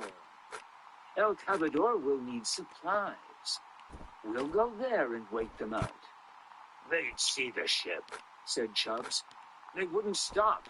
It wouldn't work. Drop me off, said Podolsky. Let me stay there while you go off a ways. I'll clean their system. They leave. I call you back. You pick me up. Chubbs shook his head. Ships like theirs have incredible sky scans. They'd see us from way out. The only way that would work is if El Cavador believed we were heading back to Luna. Podolsky paused, staring down at the holotable, his face taut with tension. Finally, he looked up. Then, that's what we do. You drop me off at Way Station 4 with some gear and money. Then you head back to Luna. I wait them out, clean their system, then buy passage back on a freighter. You know what? Let's just go ahead and Clem finish and this one Chubbs off. looked at one another. You Maybe know, near bedtime said soon. Chubbs, that just might work. Chapter 14. Odd.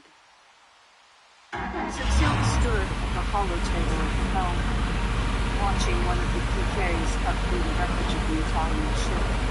The miners outside were sending a live video of the officers and company. Everyone reported to the helm was gathered around Cecile. Mrs. Trump. Cecile looked at Lester and inside, she felt tense, helpless. Leaning down the wreckage with the laser was keeping in the face. The wreckage was short, rotating unexpectedly while they were heavy, only slightly. The laser might cut into the room where the survivors were waiting, reaching the airtight walls and killing everyone inside with bullets. Cecile shuddered. It would be a cruel death. Made all the more horrible because the people trapped inside now believe people were being rescued. Right as we fill their hearts with hope, we screw up and give them a death more terrible and traumatic than what they would have suffered had we the refuge with the ship, she told herself. The Marines were taking every precaution. They had set up mooring cables and two long pylons that extended from El Cavador out to the wreckage, holding the wreckage in place and preventing it from drifting into the ship. It was a precarious procedure, yes. They were doing everything they could to protect themselves. The laser finished the cut, and the severed section of wreckage broke free and drifted away. There was an audible relief and clean.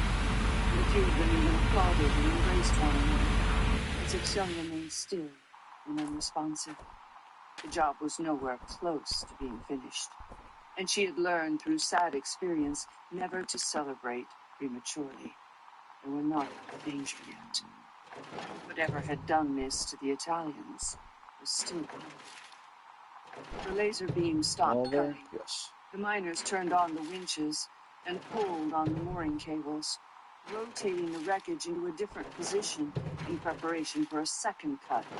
Since the wreckage was unstable and had lifelines attached and people inside, the miners didn't rush the process.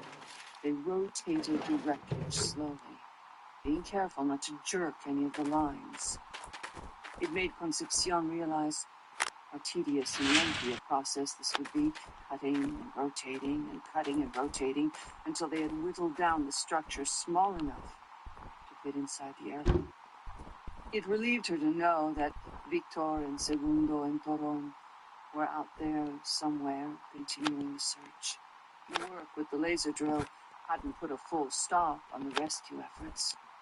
Of course, sending the three out in the quick ship didn't exactly put her mind at ease either. Under any other circumstances, she wouldn't have taken such a risk, especially with the only two mechanics in the crew. If something happened to both of them, who would keep the ship operational? Not Mono. He was too young, too inexperienced. He had barely had enough time to learn the fundamentals, if that. I should have considered that before blessing the mission, she thought. That had been careless.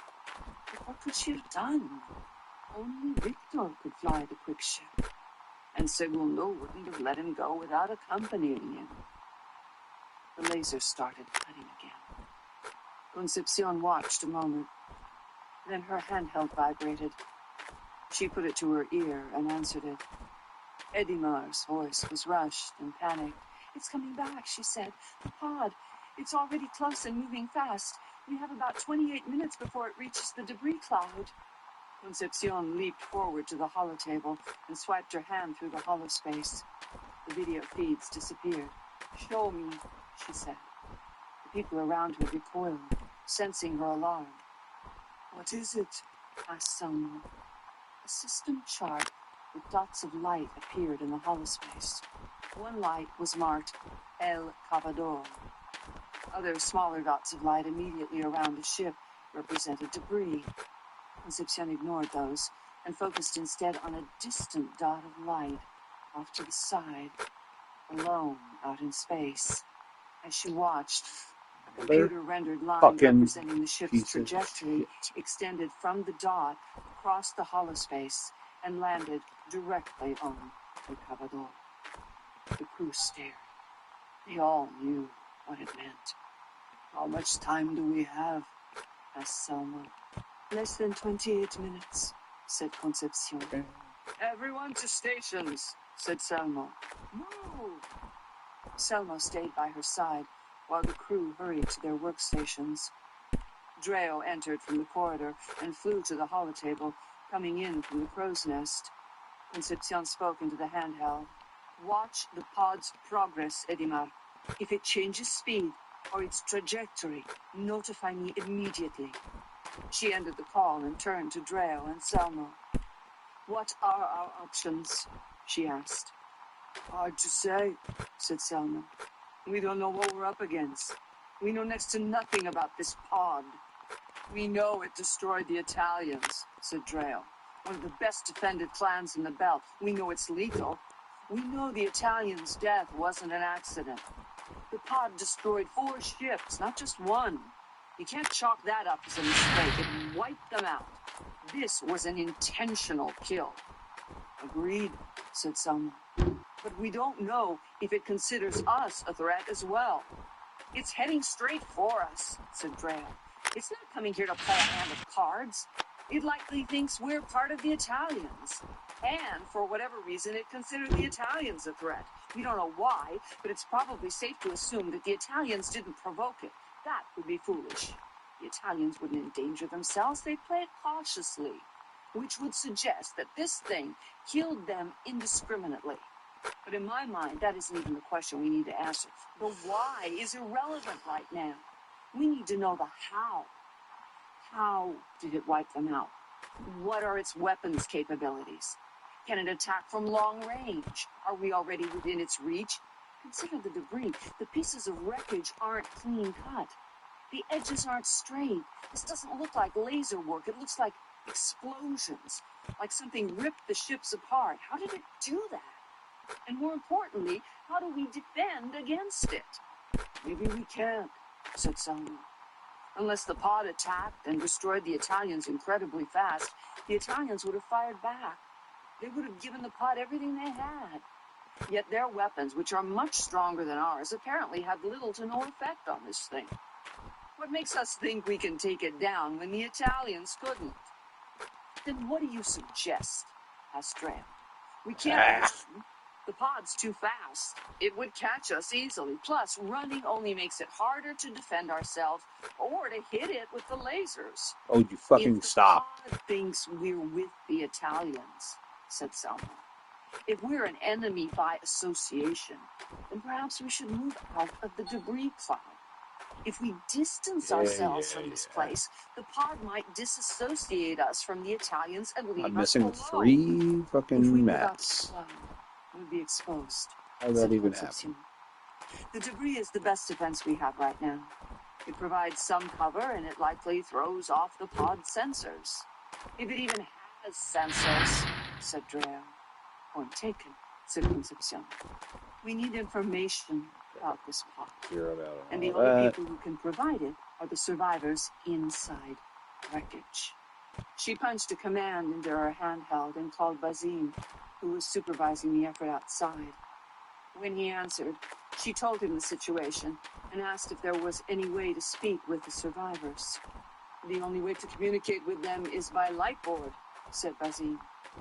We write, and they give simple responses, nodding their head or writing words on the glass of the hatch one letter at a time. We don't have time for that, said Joe. Look, these survivors are hindering our maneuverability. We won't be able to move around the debris field. We'll move the next point of wreckage. We don't have a surface. Absolutely not, said Concepcion.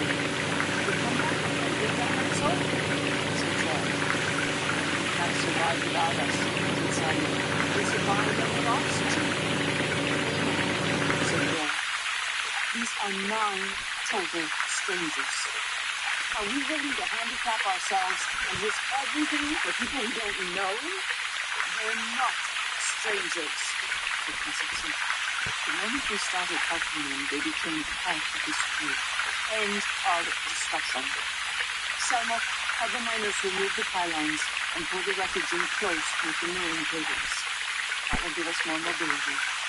Jail, contact the quick ship. Get Victor and Segundo and Coron back here immediately. Jail hesitated, as if he would argue further, then went to his workstation. Concepcion turned to Simon. We need a better defensive position. What is behind a large chunk of debris there is one. Then our best men and our 5 other creatures. You know that, said Simon. It's going to happen, said Concepcion. Victor floated in the future, until the large twisted piece of metal beside him. An hour had passed since Father and Tyrone had gone inside through the hatch, and Victor was on the verge of flying to the wreck to investigate.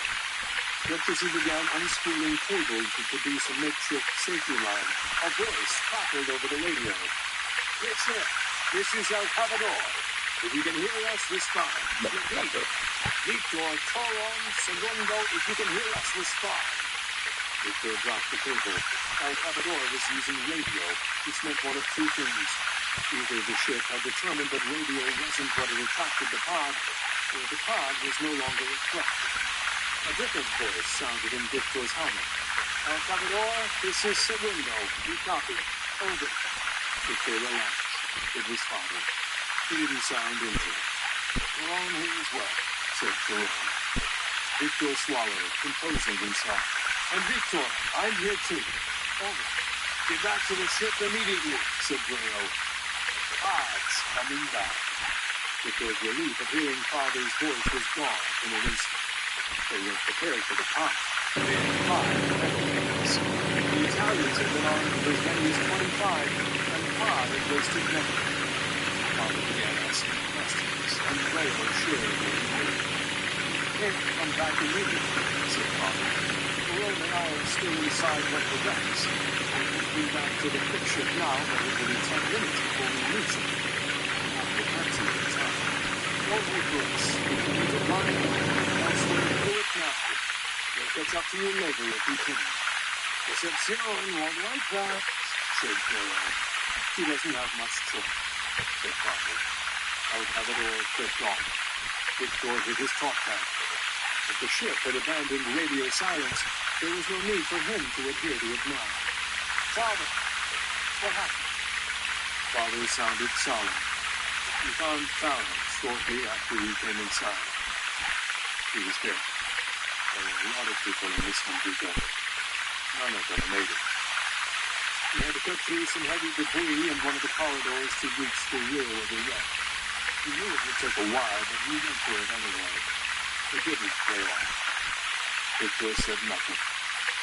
Fallon, dead. Here, beside this wreck. And that this was Vesuvius, and this It meant that if we were going to find Andre, it would likely be here. Helen would have stayed close to him. He would have protected them. Yet Father and Tyrone hadn't found him. Father would have said so if they had. They weren't going to find him. Victor realized that impossible again, Victor had still clung to hope. Now that lingering chance was gone. Alejandro was dead. 9 survivors was more of a miracle than they could have hoped for. Father and Tyrone emerged from the hatch. They deflated the bubble and flew back to the quick ship. Tyrone looked vacant as he climbed back into the cockpit. Victor watched him, seeing that Tyrone had reached the same conclusion he had. Andre was gone. Concepcion's voice came over the radio. We've moved to a more defensive position. And don't come to us if you have enough air. The pod is nearly here, and you may be safer where you are. We've managed to get a communication line to the survivors, and we've learned more about what we're up against. The survivors believe the pod is drawn to heat. It stopped at their position and sat there for hours, doing nothing. The Italians tried communicating with it, but the pod was non-responsive. Then, without provocation, it flew to the rear of one of their ships, clung to it with grappling arms, and began probing the ship's engine with long, thin drills, like needles almost. The drills went in like a knife through hot butter, they said. Hardly any resistance at all. The pod was systematic about it, as it looked at itself. The ship blew up before anyone knew it was happening. At first, the Italians thought the pod had planted an explosive. It appears the probing of the engines is what caused the detonation. That's why the green was split apart. It blew up from the heat. As for the pod, it sustains no visible damage, not even the needle burns. The other ships fired their lasers with the pod, completely eliminating the second ship in the process. The pod took several direct hits, and again, truly always powerless and lasers. It might not attack us, but if it does, we'll destroy it. Bazine has a team of miners already outside with penetrating tools. If it lands on our engines, we'll rip it to shreds. Do it have any other weapons? Asked Father. None that the Italians could detect, just the probing needle drills. It's also much smaller than we thought, maybe a quarter the size of El Cavador. The Italians believe it's designed for atmospheric entry and exit, though probably not in really strong gravity by the looks of its engines and design. It could land on and leave from, say, Earth, but it might have trouble with Jupiter. That's conjecture, then, not necessarily helpful. Anything is helpful, said Father. He quickly gave her his own report and informed her that they had found Karen's body, but no survivors. I'm sorry to hear, said Concepcion. Once we destroy the pod and make needed repairs, if any, we'll resume the search. In the meantime, hold your position. If you don't hear from us afterwards, come to us. We may not be able to contact you when we likely need you for repairs. He paused a moment, then added, Que Dios les proteja. May God protect you. Y ustedes también, said Father. And you as well. The radio went silent, and no one spoke for a moment. She doesn't think they'll survive an attack, does she? Victor asked. I don't think so, no, said Father. And she has every reason to believe so. The Italians tried to stop it, and couldn't. All 4 of their ships, and they all desperately fighting to be happy. And Cavador doesn't have machines. These things are going to fire. It's the ship. Sometimes she has a team outside with counter-tools. The same tools, drills, tools, hose sprays. Those are the pod and they are. They will be coming from this direction. And the Calcies will get behind it and attack it from the rear. We'll have to come in slightly from the side to avoid its thrusters. Hit its hull, climb out, anchor ourselves to wherever we can, and and destroy anything that moves with the tools. Maybe we can disable these grappling arms or needle drills. Here to inflict the damage. It's going to be moving, said Bob. We're off on our approach, even slightly, we'll miss it. You could just learn to fly this thing, Peter. Can you do it? Can you do it? Good luck. We're going to attack the pod alone, with rescue gear. We need to make some adjustments to the program to give us more propulsion. We can't match it with our current speed. We need to be much faster. Even then, I don't have a guidance system. It would be like shooting a ball with us at the out. If I track it right and judge our speed right, it might be. But it will largely be guesswork. The challenge will be securing ourselves to the hull if we reach it. How do we know? We need to cling to the hull long enough to get out of the ship with tools. What about you? You know about getting us into a position to it. I'll cover all of this in several. Give me the exact location, trajectory, and speed of the pod based on our current position. What would you call it? Conception. A little subtitle, said Bob. The evidence in that is before it reaches you, and don't argue with us. You know, it's kind of makes sense. You're doing it whether you approve or not. You simply have a better chance of success if you want. To a pause, Concepcion answered. Selma will give you the coordinates. Be careful, Segunda. I need my two best mechanics and my staff staff. You need everyone on board El Cavador, said Tom. Selma gave them the coordinates. You're leaving the beacon. Along the sky star, the coordinates were a second language we spoke fluent. Even without estimates, using only the placement of stars around them, Perron knew precisely where the pod would be coming from. He gave directions to Victor, who turned the quick ship around and threw them through the debris, moving this way and that, until Perron felt certain about their position.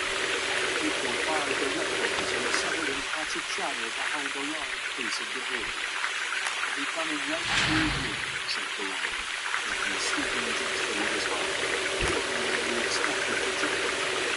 Victor rotated the picture so it was pointed in the direction to intercept the pod once it passed. Perron gazed outward with his visor zoomed to maximum, searching the sky for the pod. Waiting. Otto worked furiously behind Victor, making hooks for the cables. Using the shears, he slipped bars from the airship's walls and bent them with another hydraulic tool. A few minutes later, Perron saw it. "There," he said, pointing. Victor strained his eyes and zoomed in with his visor. At first, he saw nothing. There was wreckage clouding his view, and the sunlight through the debris was dim and heavily coupled with long shadows, like most of their surroundings in near darkness. He saw it. It was the Ginza, more in the distance, behind the scattering of debris, toward him. And the debris thinned, and the whole pod Victor's heart sank. It was a sharp gaze. And needle drills all extended, it looked more like a smooth shroud piece. It wasn't human. The others inside entirely couldn't be human. It wasn't sure of the humans. It seemed too narrow and hard. It's not like the place of a ship. The first time in Victor's memory, he was mechanically stuck. Typically, he could look at other ships and know just by the shape and placement of their sensors and engines how the ship flew and operated. Even ships he had not read about or whose designs were completely foreign to him. Even Tom, Victor could understand if he looked at them all. Except this one. This was like nothing he'd ever seen before. Had it not been flown from space in front of him, if he had seen only an image of it on the notes, he wouldn't have believed it was a ship at all. He wouldn't have believed it even existed. The door couldn't stop Victor realized. Concepcion isn't prepared for this. Nothing is prepared for this. What the devil is that? Said Jerome. It doesn't matter, said Father. don't have to understand. You just have to stop it. Check your safety harnesses. Make sure your cables are secure. Not tethered and the slip will be gone. Ship will be moving. With your hand and feet backwards. Strap a second pair of magnets to your knees. Stay as flat as you can. Crawl, don't walk. Perot, once we land, bring out the tools. We'll target the needle drills and grappling arms first. Father reached up and turned on his helmet cam. He was going to record everything. You can do this, Vico, he said. Wait for the pod to pass. Then pull up alongside it and land on its surface. Yes, thought Victor. Land on its surface. How simple. Plot a quick ship, which was never intended to be piloted, never intended to hold people at all, and operated with rudimentary flight controls onto a moving alien target. Easy. Victor watched the pod approach. It decelerated as it sunk into the debris cloud. It had still moved faster than Victor thought safe for a debris field. It must be incredibly nimble, he thought. It must be able to shift direction quickly. And just as he considered this, it happened.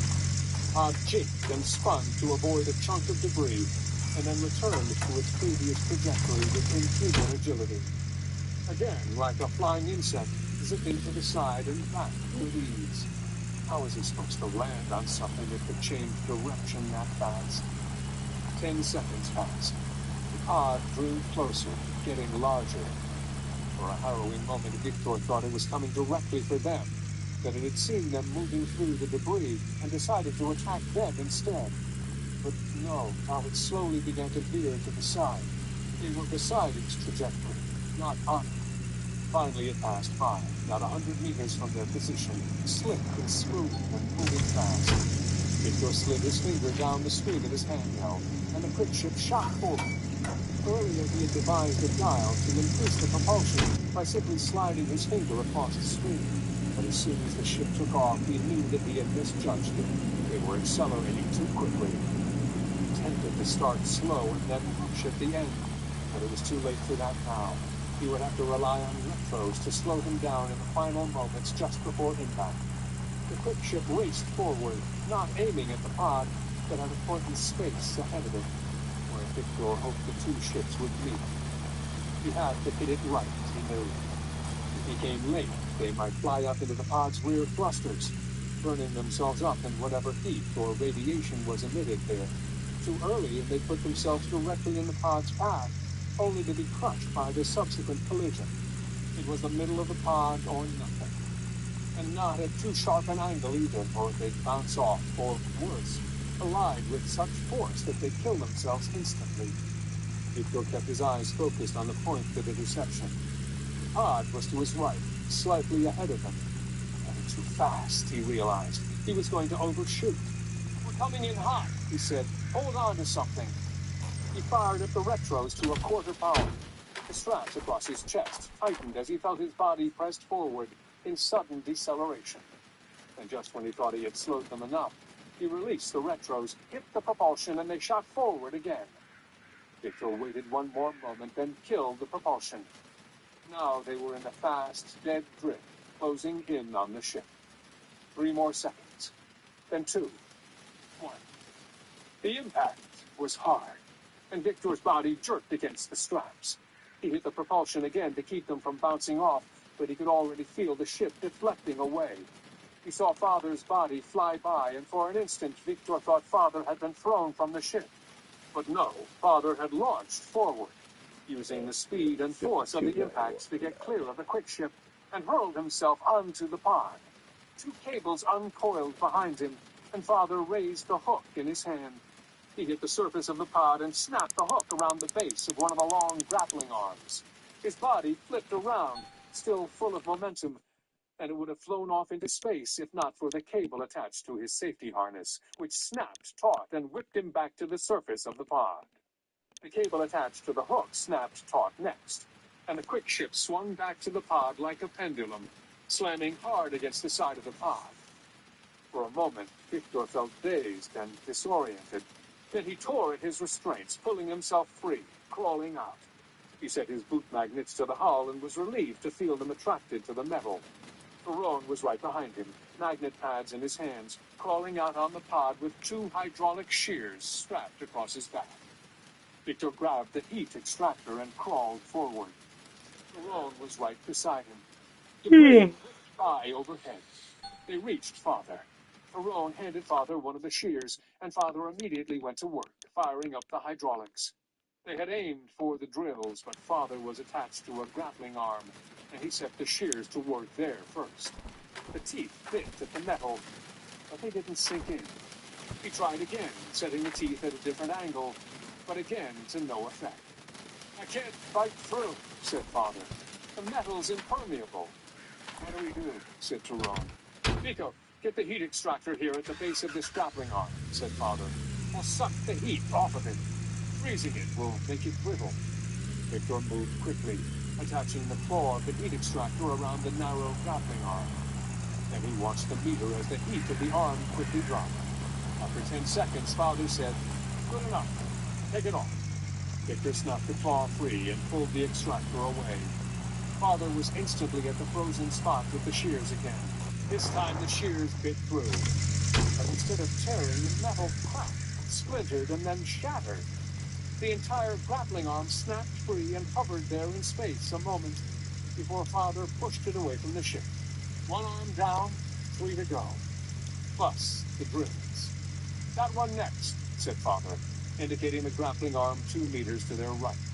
Victor began crawling for it, following Father, sliding his knee magnets across the smooth surface, keeping himself low and his grip on the pod secure. A flicker of movement in his peripheral vision stopped him.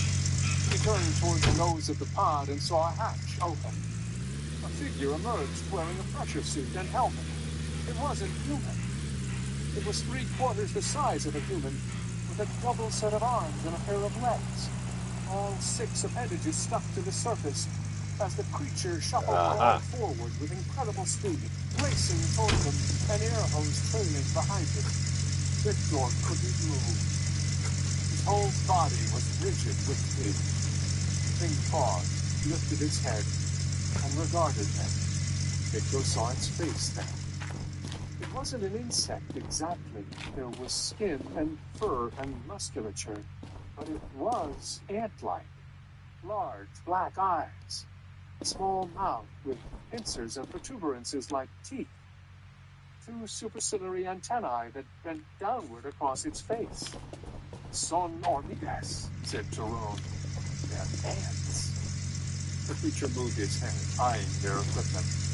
Then, seeing that Victor had the largest piece, the heat extractor, and perhaps the most threatening, the Omega shot forward toward Victor with its first set of arms raised. Victor cried out, and just before the arm seized him, the blunt end of a pair of shears struck the Omega on the side of the head, knocking it away. It was Tyrone. "Help your father! I'll hold it back." The creature slid away and tumbled off the ship, spinning in space.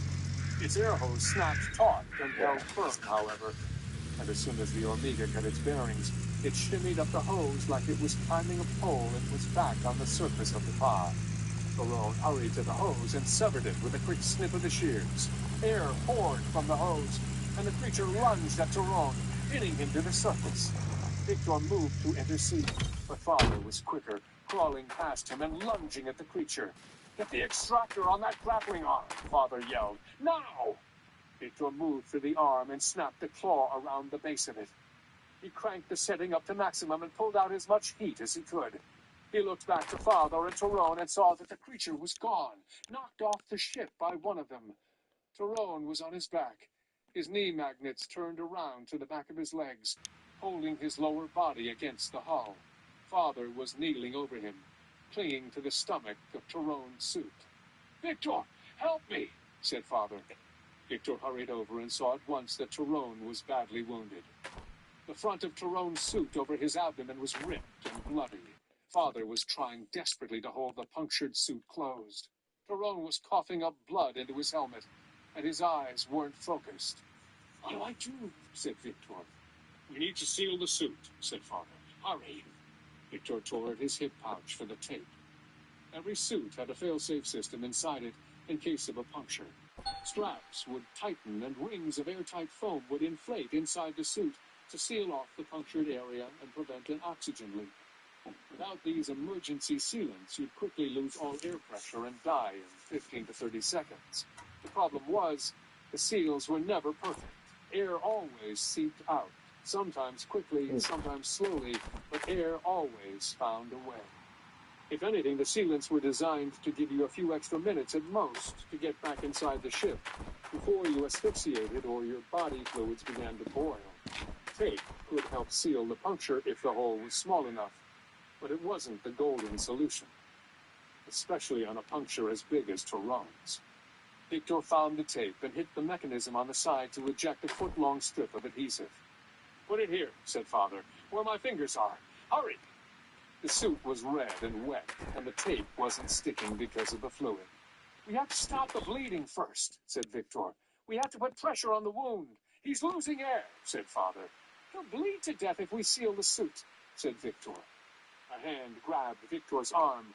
It was Tyrone, looking up at him. "You'll find my daughter. You keep looking. You make sure I don't die in vain." "You're not going to die. We're going to get you back," said Victor, though he knew it wasn't true. Tyrone tried to smile. "It's my face. Put your hand on the wound and hold it there," Father said to Victor. "I'll try to seal What your we got? hand inside the suit." Tyrone Gravel pump. Always trying to fix things, cousin? This one's even Shaker, He Raptor. coughed again and winced. With a gasp on the pain of it. Father held his hand. Oh boy, that's on sale. And when Tyrone spoke again, his voice was strained and weak. "Save the ship. Save Rona and Edward. Promise me that." "Yes," said Father. "It's hard. Stop talking," said Father gently. Tyrone winced again. Father handed Victor the shears. "Have to grapple him." Victor hesitated. He didn't want to leave Tyrone. "Sit down," said Father. I have it. Victor moved, crawling across the surface. He pulled the claw of the heat extractor away. The metal was cracked and brittle. Victor turned on the shears, and the second grappling arm snapped away. "Don't stop," said Father. "Take out one of the needle drills next. No matter what, just keep going. Break off as much as you can." A second figure emerged from the hatch. You know what? A pair of shears in his hand. He rushed the creature, staying low, jabbing the shears forward. Victor reached the drill. It was narrower than the arm. He snapped the claw around it and waited for the heat extractor to do its work, sucking the heat away. Victor glanced to the side and saw Father fighting the creature. Father kept lunging with the shears, but the creature was easily swatting the attacks aside. If Victor didn't help, the creature would soon get the upper hand. Victor glanced back at the extractor. It was done. Victor quickly removed the claw and snipped with the shears. The drill snapped free, and Victor pushed it away before glancing again at Father. The creature was off the ship, dangling in space at the end of its hose, not moving. Its body mangled from the shears. Father crawled forward and snipped the hose, severing the creature from the ship. "Are you hurt?" asked Victor. Father sounded winded. "No. Keep going." Victor went to the next drill, froze it, snipped it, pushed it away. They were approaching El Cavador. Victor could see it far ahead in the distance. Father was at the hatch, looking inside. It was a small hole, too narrow for his shoulders. "There's another one inside," he said. Father reached in with the shears. There was a struggle. Father's arms jerked right and left. The creature had incredible strength, and for a moment Victor feared that the magnet anchoring Father to the surface of the ship would break the hold and Father would be slung out into space. With the magnet's help, and Father continued to lunge downward, fierce and fast. Finally, the struggling stopped. Father exhaled, coughed, and sounded exhausted. "It's dead," he said. He shined a light down into the hole. "I think this is the cockpit. I don't see any other way to get into this room, except through this hatch. No doors, no access points. I think these three were the entire crew." Victor crawled toward him. "We have to stop it if we can. Do you see any controls?" "I see a lot of levers and dials. A few screens, but they only display images. There's no data." No writing, no symbols, no instructions. Nothing that suggests measurement or coordinates or directions. No language marks or symbols. Nothing. I wouldn't know how to stop it. Victor reached him and looked inside. The creature was sniffed in half, floating in the air, limp and oozing liquid. Victor averted his eyes, suddenly hit with a wave of nausea. He shined his light toward the flight console. Oh, shit. Idiot. Filled with dozens of buttons and switches. We need to ride to this home, said Victor. What is it you need us from? You come behind me as I look on the sun. I reached down and pushed the inner ring. Claw, he extracted, and slowly slid the claw of the into the ring. On it followed the shoes, cutting and cracking the metal away. Victor began to hold more than hard enough for the opener to float inside. Victor pushed the creature aside with the claw of the extractor and flew down to the console. The levers varied in size and shape. There was nothing to indicate their purpose. It was swallows. So the levers were cut out of the wood and gravity. There was nothing for the engines. Swallows. Victor looked around him, searching for clues. Rooms large and filled with equipment.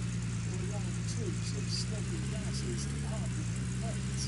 Screens showed images of the red, the solar system, and a slightly blurry image of the planet. That's fine, said Bob. You turned on so too. That's not great, said Victor. Things of any kind, just image. You don't want all this? Father stared at the room. Victor focused his attention back on the console, searching for any symbols or markings that might suggest the purpose of any of the rings. It was useless. There was nothing to guide him. Trouble, said Bob, halted. Victor followed Father's finger and looked out the window. Bob was heading toward a large piece of wreckage and collectible into the head. You don't know how to stop it, said Father. We need to pay. Said Victor, reaching for one of the wheels. He pulled back, and one of the battling arms extended out of front. You're not hard, Victor. We can save this ship, Father. There might be information here. The debris was approaching. The ship would collide in orbits. Victor studied the levers. I knew he felt the one at a time. They would all be grappling hooks. He wanted. We need to go now, said Father. He tried another lever, and the ship accelerated slightly. Whoa, said Father. Victor pulled back in the other direction, and the ship slowed. But not enough. Pull it back more, said Father. As far as it goes. They were nearly on top of the debris. It was at least 4 times the size of the pod, with twisted beams and mangled steel protruding from every direction, all coming clearly into view fast. Father grabbed Victor's hand. Oh, now! Victor launched up through the hole and crawled out onto the hull. Father came up behind him. The shadow of the debris covered the pod. There were seconds from impact. We need to jump, Father said. Take off your line. Victor fumbled with the D-ring on the safety harness. His fingers slipped. He couldn't get it loose. Slip. Shears in Father's hands cut the line. No! They launched upward. Victor looked back. Pod backed into the debris below them. Beams from the debris pierced the cockpit window. Glass shattered and twinkled away into space. The ship moved forward, spinning awkwardly, still tethered to the pod, and careened into the debris, bending, bouncing off, wrecked. Dust and tiny debris scattered in every direction, clouding the collision. El Cavador! El Cavador! Father was saying. Do you read? Over! The wreckage was getting smaller below them. They were still flying upward with the force and speed of their launch. They weren't tethered to anything. They had nothing in hand to stop themselves. Father was off to Victor's right, with the distance growing between them by the second. They had launched at slightly different angles, and now they were drifting farther apart. Unless El Cavador retrieved them immediately, they would fly in this direction at this speed forever. El Cavador, Father said again. Can you read? There was a crackle over the line, and Concepcion's voice said, Segundo, we see you. We're coming for you now. Victor looked back. and saw El Matador emerge from behind a section of the booth. "Get Vito first," said Father. "We're getting you both," said Concepcion. Victor put his head back to Father. He was a great distance away now, getting smaller by the moment. Perone didn't make it, said Father. "We know," said Concepcion. Ship moved closer, pulling up beside him. A miner with a lifeline sprang from the ship and wrapped his arms around Victor's chest, snapping Victor's back. "What will do?" "Don't take it now." Victor clung to him, but his knee caught his propulsion back and turned the boat back toward that water. Inside of the ship, a distance away, Alvarez was grabbing Father's neck. Victor watched until the certain Father was secure.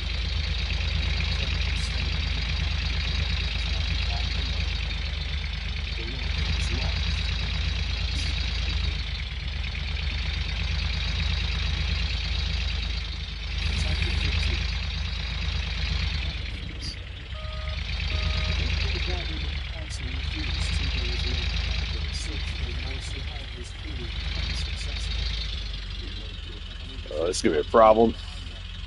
Concepcion had asked him and Father to comb through the wreckage for salvageable parts instead. It was a long shot, but with Victor and Father to find enough parts to build a laser-line transmitter, it would It's too short, huh? Father had said that finding what they needed would be like finding needles in a haystack that had been ripped to shreds and strewn across a county mile. They usually do that from one. He and Victor came up empty-handed. Concepcion convenient for counseling. And all Italian survivors who had attacked in the Olympic War they stood huddled together off to one side. The horror of their fear still evident on their faces. Incredibly injured in the powder plant, but they looked like living people nonetheless.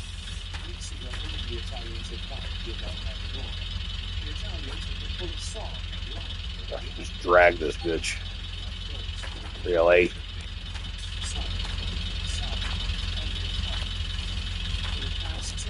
Fucking let me just get in the goddamn thing?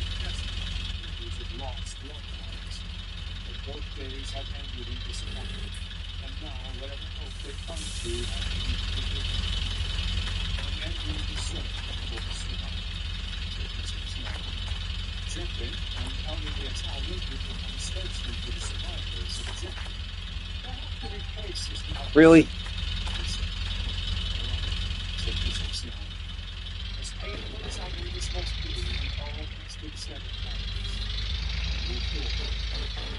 Whatever. Drag this bitch backwards.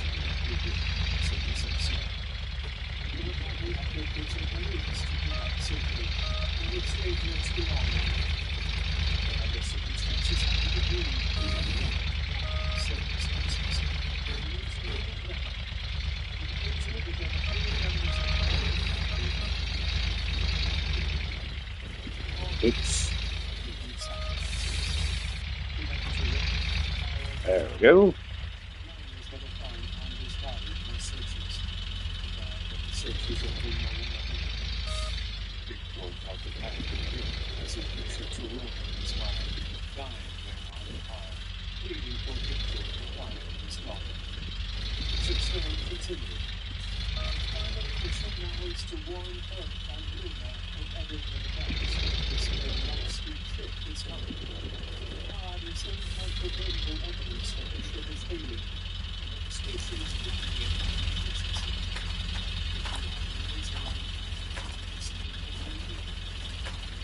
Why can't I climb up on this? Anyway.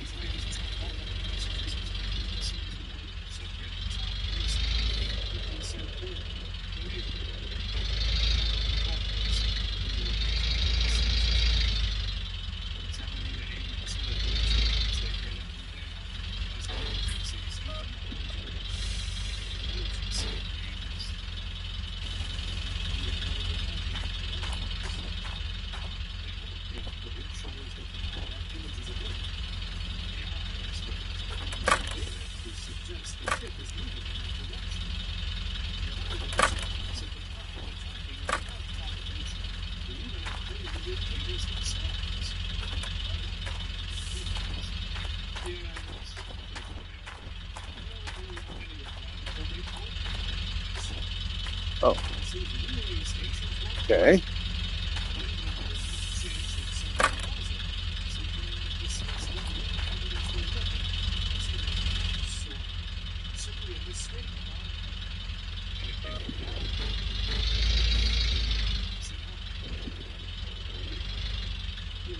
Uh-oh.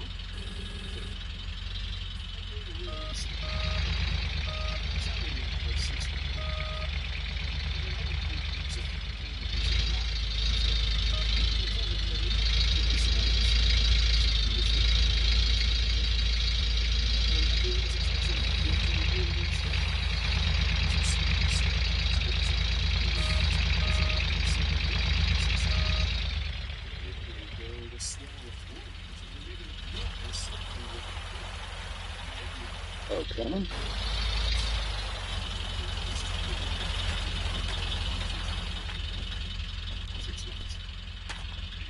Really?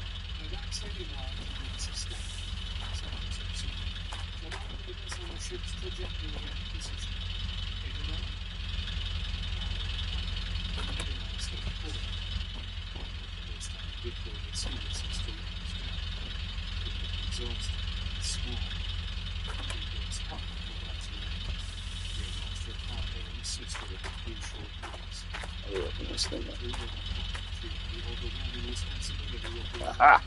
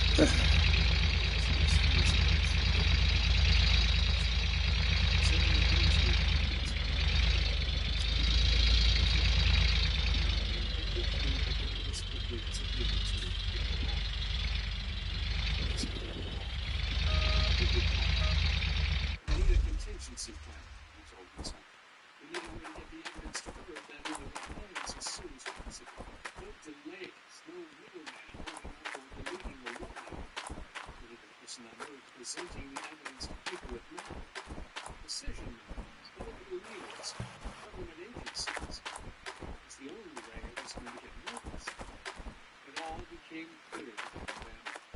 He understood in that moment what he needed to do. Quick shot, said Victor. Everyone turned to him. We need to send a quick shot to Luna. The laser line is one course we should pursue, but it shouldn't be the only one. If Doyle is right, there's too much of a chance the message won't get through. We can't risk that. There's too much at stake. We have to have a second means of warning Earth. What are you suggesting?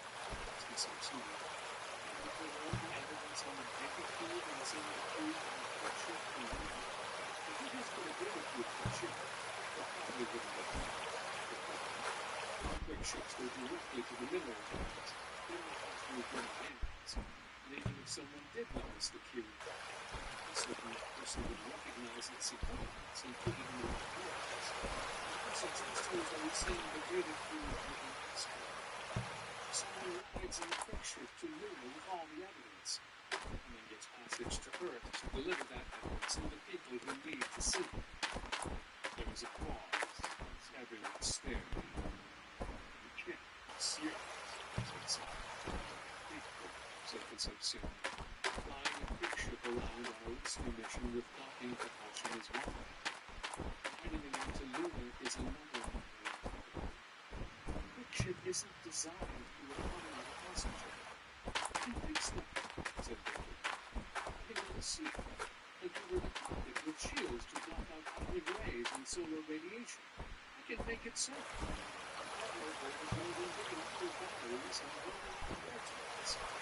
The suits are already designed for food intake and waste removal. It's just a matter of stopping and needed supplements. That trip takes 6 months, said Sam.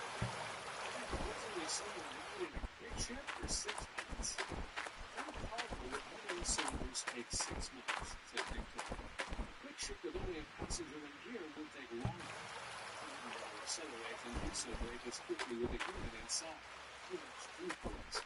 7 months or so is probably more. You want to strap someone between 2 deep space rockets and fire him like a bullet to Luna? Said Selma. That's insane. I would be crazy enough to do such a thing. Said Victor. The room was silent. They looked at him. No one moved. To Victor's surprise, Mother didn't seem alarmed.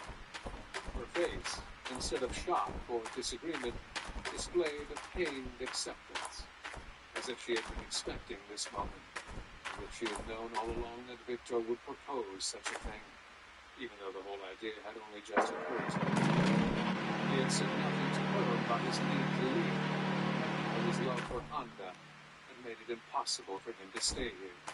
And the look on her face, Mother somehow already apologized to her later in private for his suggesting to leave without first consulting with her father.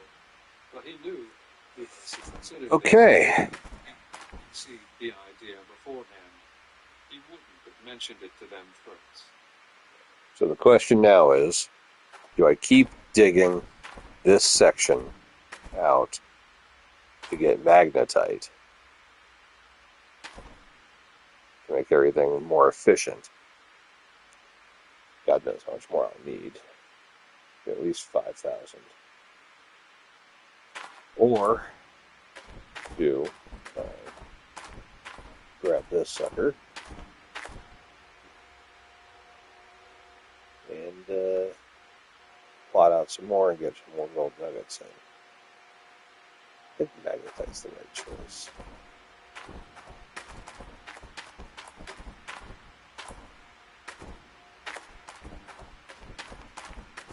Just realized I need to fast travel.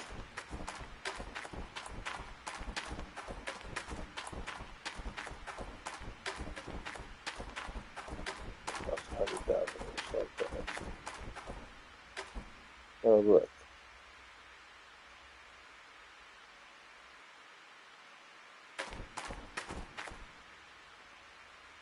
Oh, 20,000.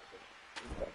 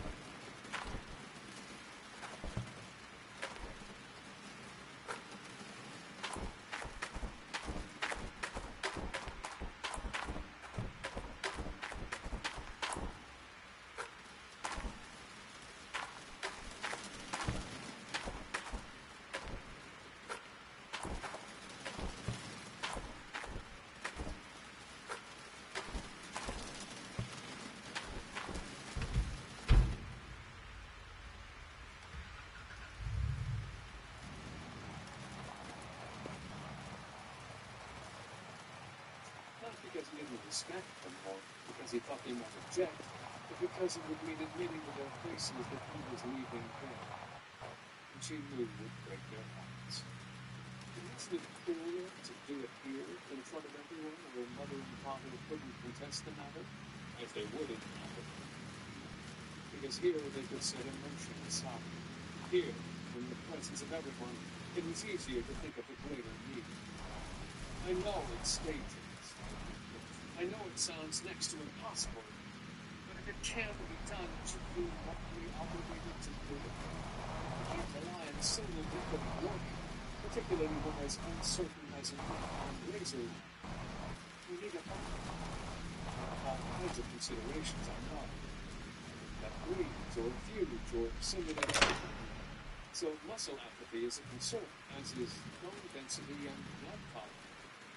But if anyone is going to attempt a trip like that and put that much strain on a body, it should be me. I'm young, I'm healthy, I'm trying. Plus, I was born in space. I have an advantage over those of you who are older, who were born on Earth, and whose bodies have had to adjust. More importantly, I can make repairs. Oh, I want you to do it once? Or machines. Oh. No one knows quick ships better than me. We can't afford to let Vico go, said Graham. He's too valuable a mechanic. We can't afford not to let me go, said Victor. Everything we know so far about this alien ship Fast travel over here or no? maybe to the entire human race. This is bigger than El Salvador, bigger than all of us. Father is more accomplished than I am. It's something great secrets. You have Monica, too. He's small, but he's incredibly capable. We can't think about what's best for us anymore. This is about it. About home. You've never called Earth home before. Not out loud. Even those who have been born El Salvador was their home. I forgot what's home. And no one argued the point. They all agreed that their deeper allegiance lay within them. He's right, said Concepcion. If Victor can prove that a quick ship flight is possible, for the sake of Earth, we should do it. I suggest we set out for Way Station 4 immediately while Victor prepares one of the quick ships. It's very good to say to drop him off and continue on to Way Station 4. If there are objections or better ideas, let's hear them. The crew was silent. They still watching Concepcion. Father put a hand on Victor's shoulder. And let's move, said Concepcion. Victor worked for 2 weeks on a quick ship in a cargo bay.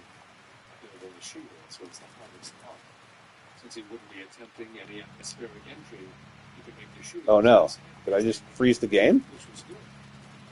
He worried about cosmic rays penetrating the shields. No. Or radioactive neutrons. So, the thicker the better. He didn't stop there, however. He also installed water tanks all along the cockpit's interior.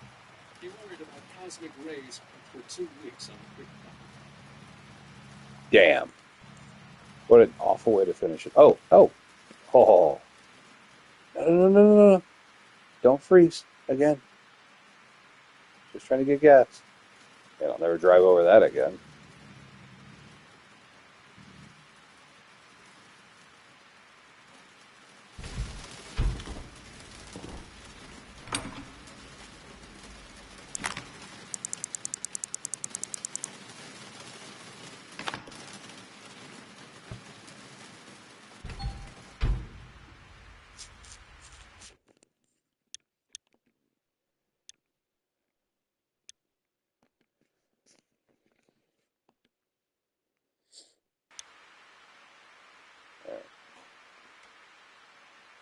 Definitely time to call it quits here.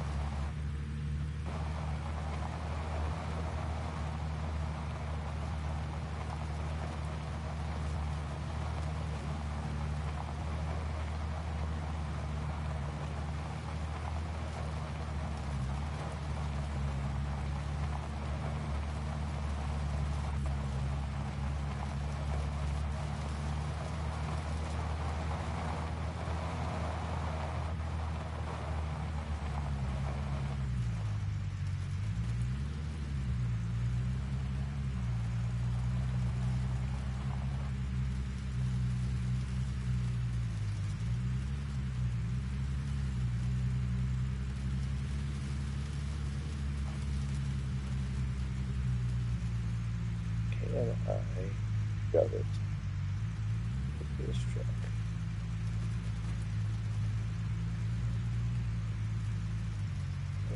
Follow.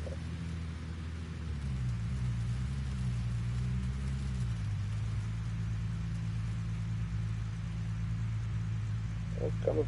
Come on. A little bit more.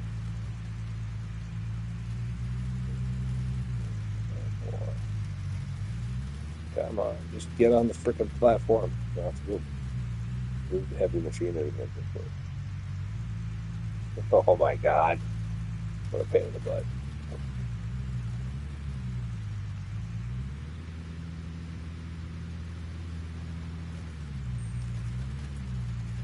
Bonsai. Unbelievable.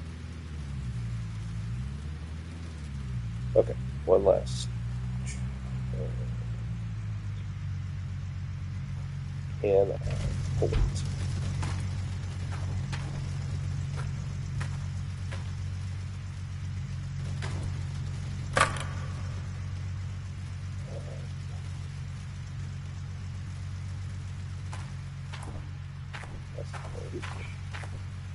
That's also not going to reach.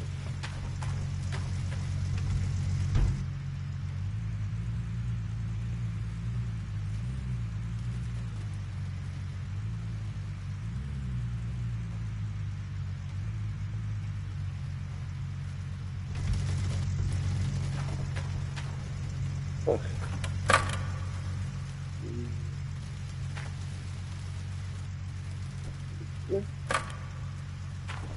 Okay.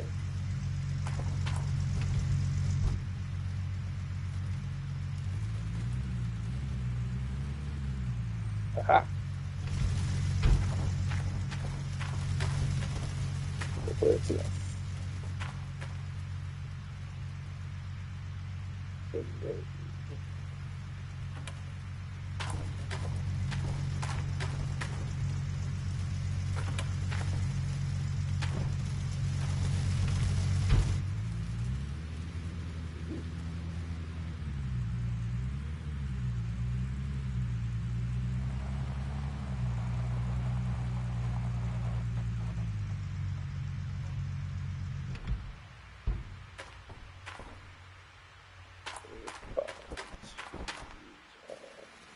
Four.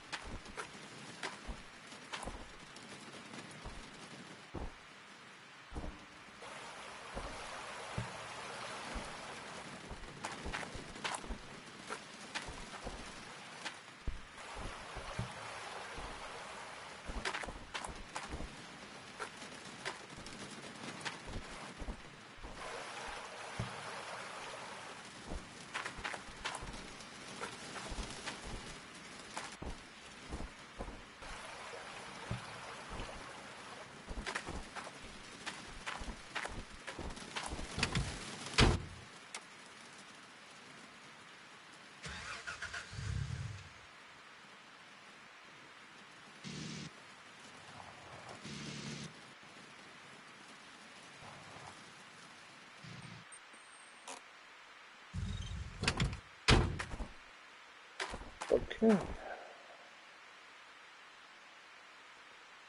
And right there, we're calling it quits.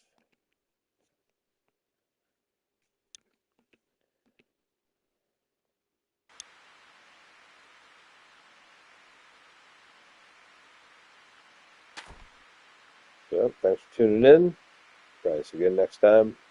Everybody have a good night.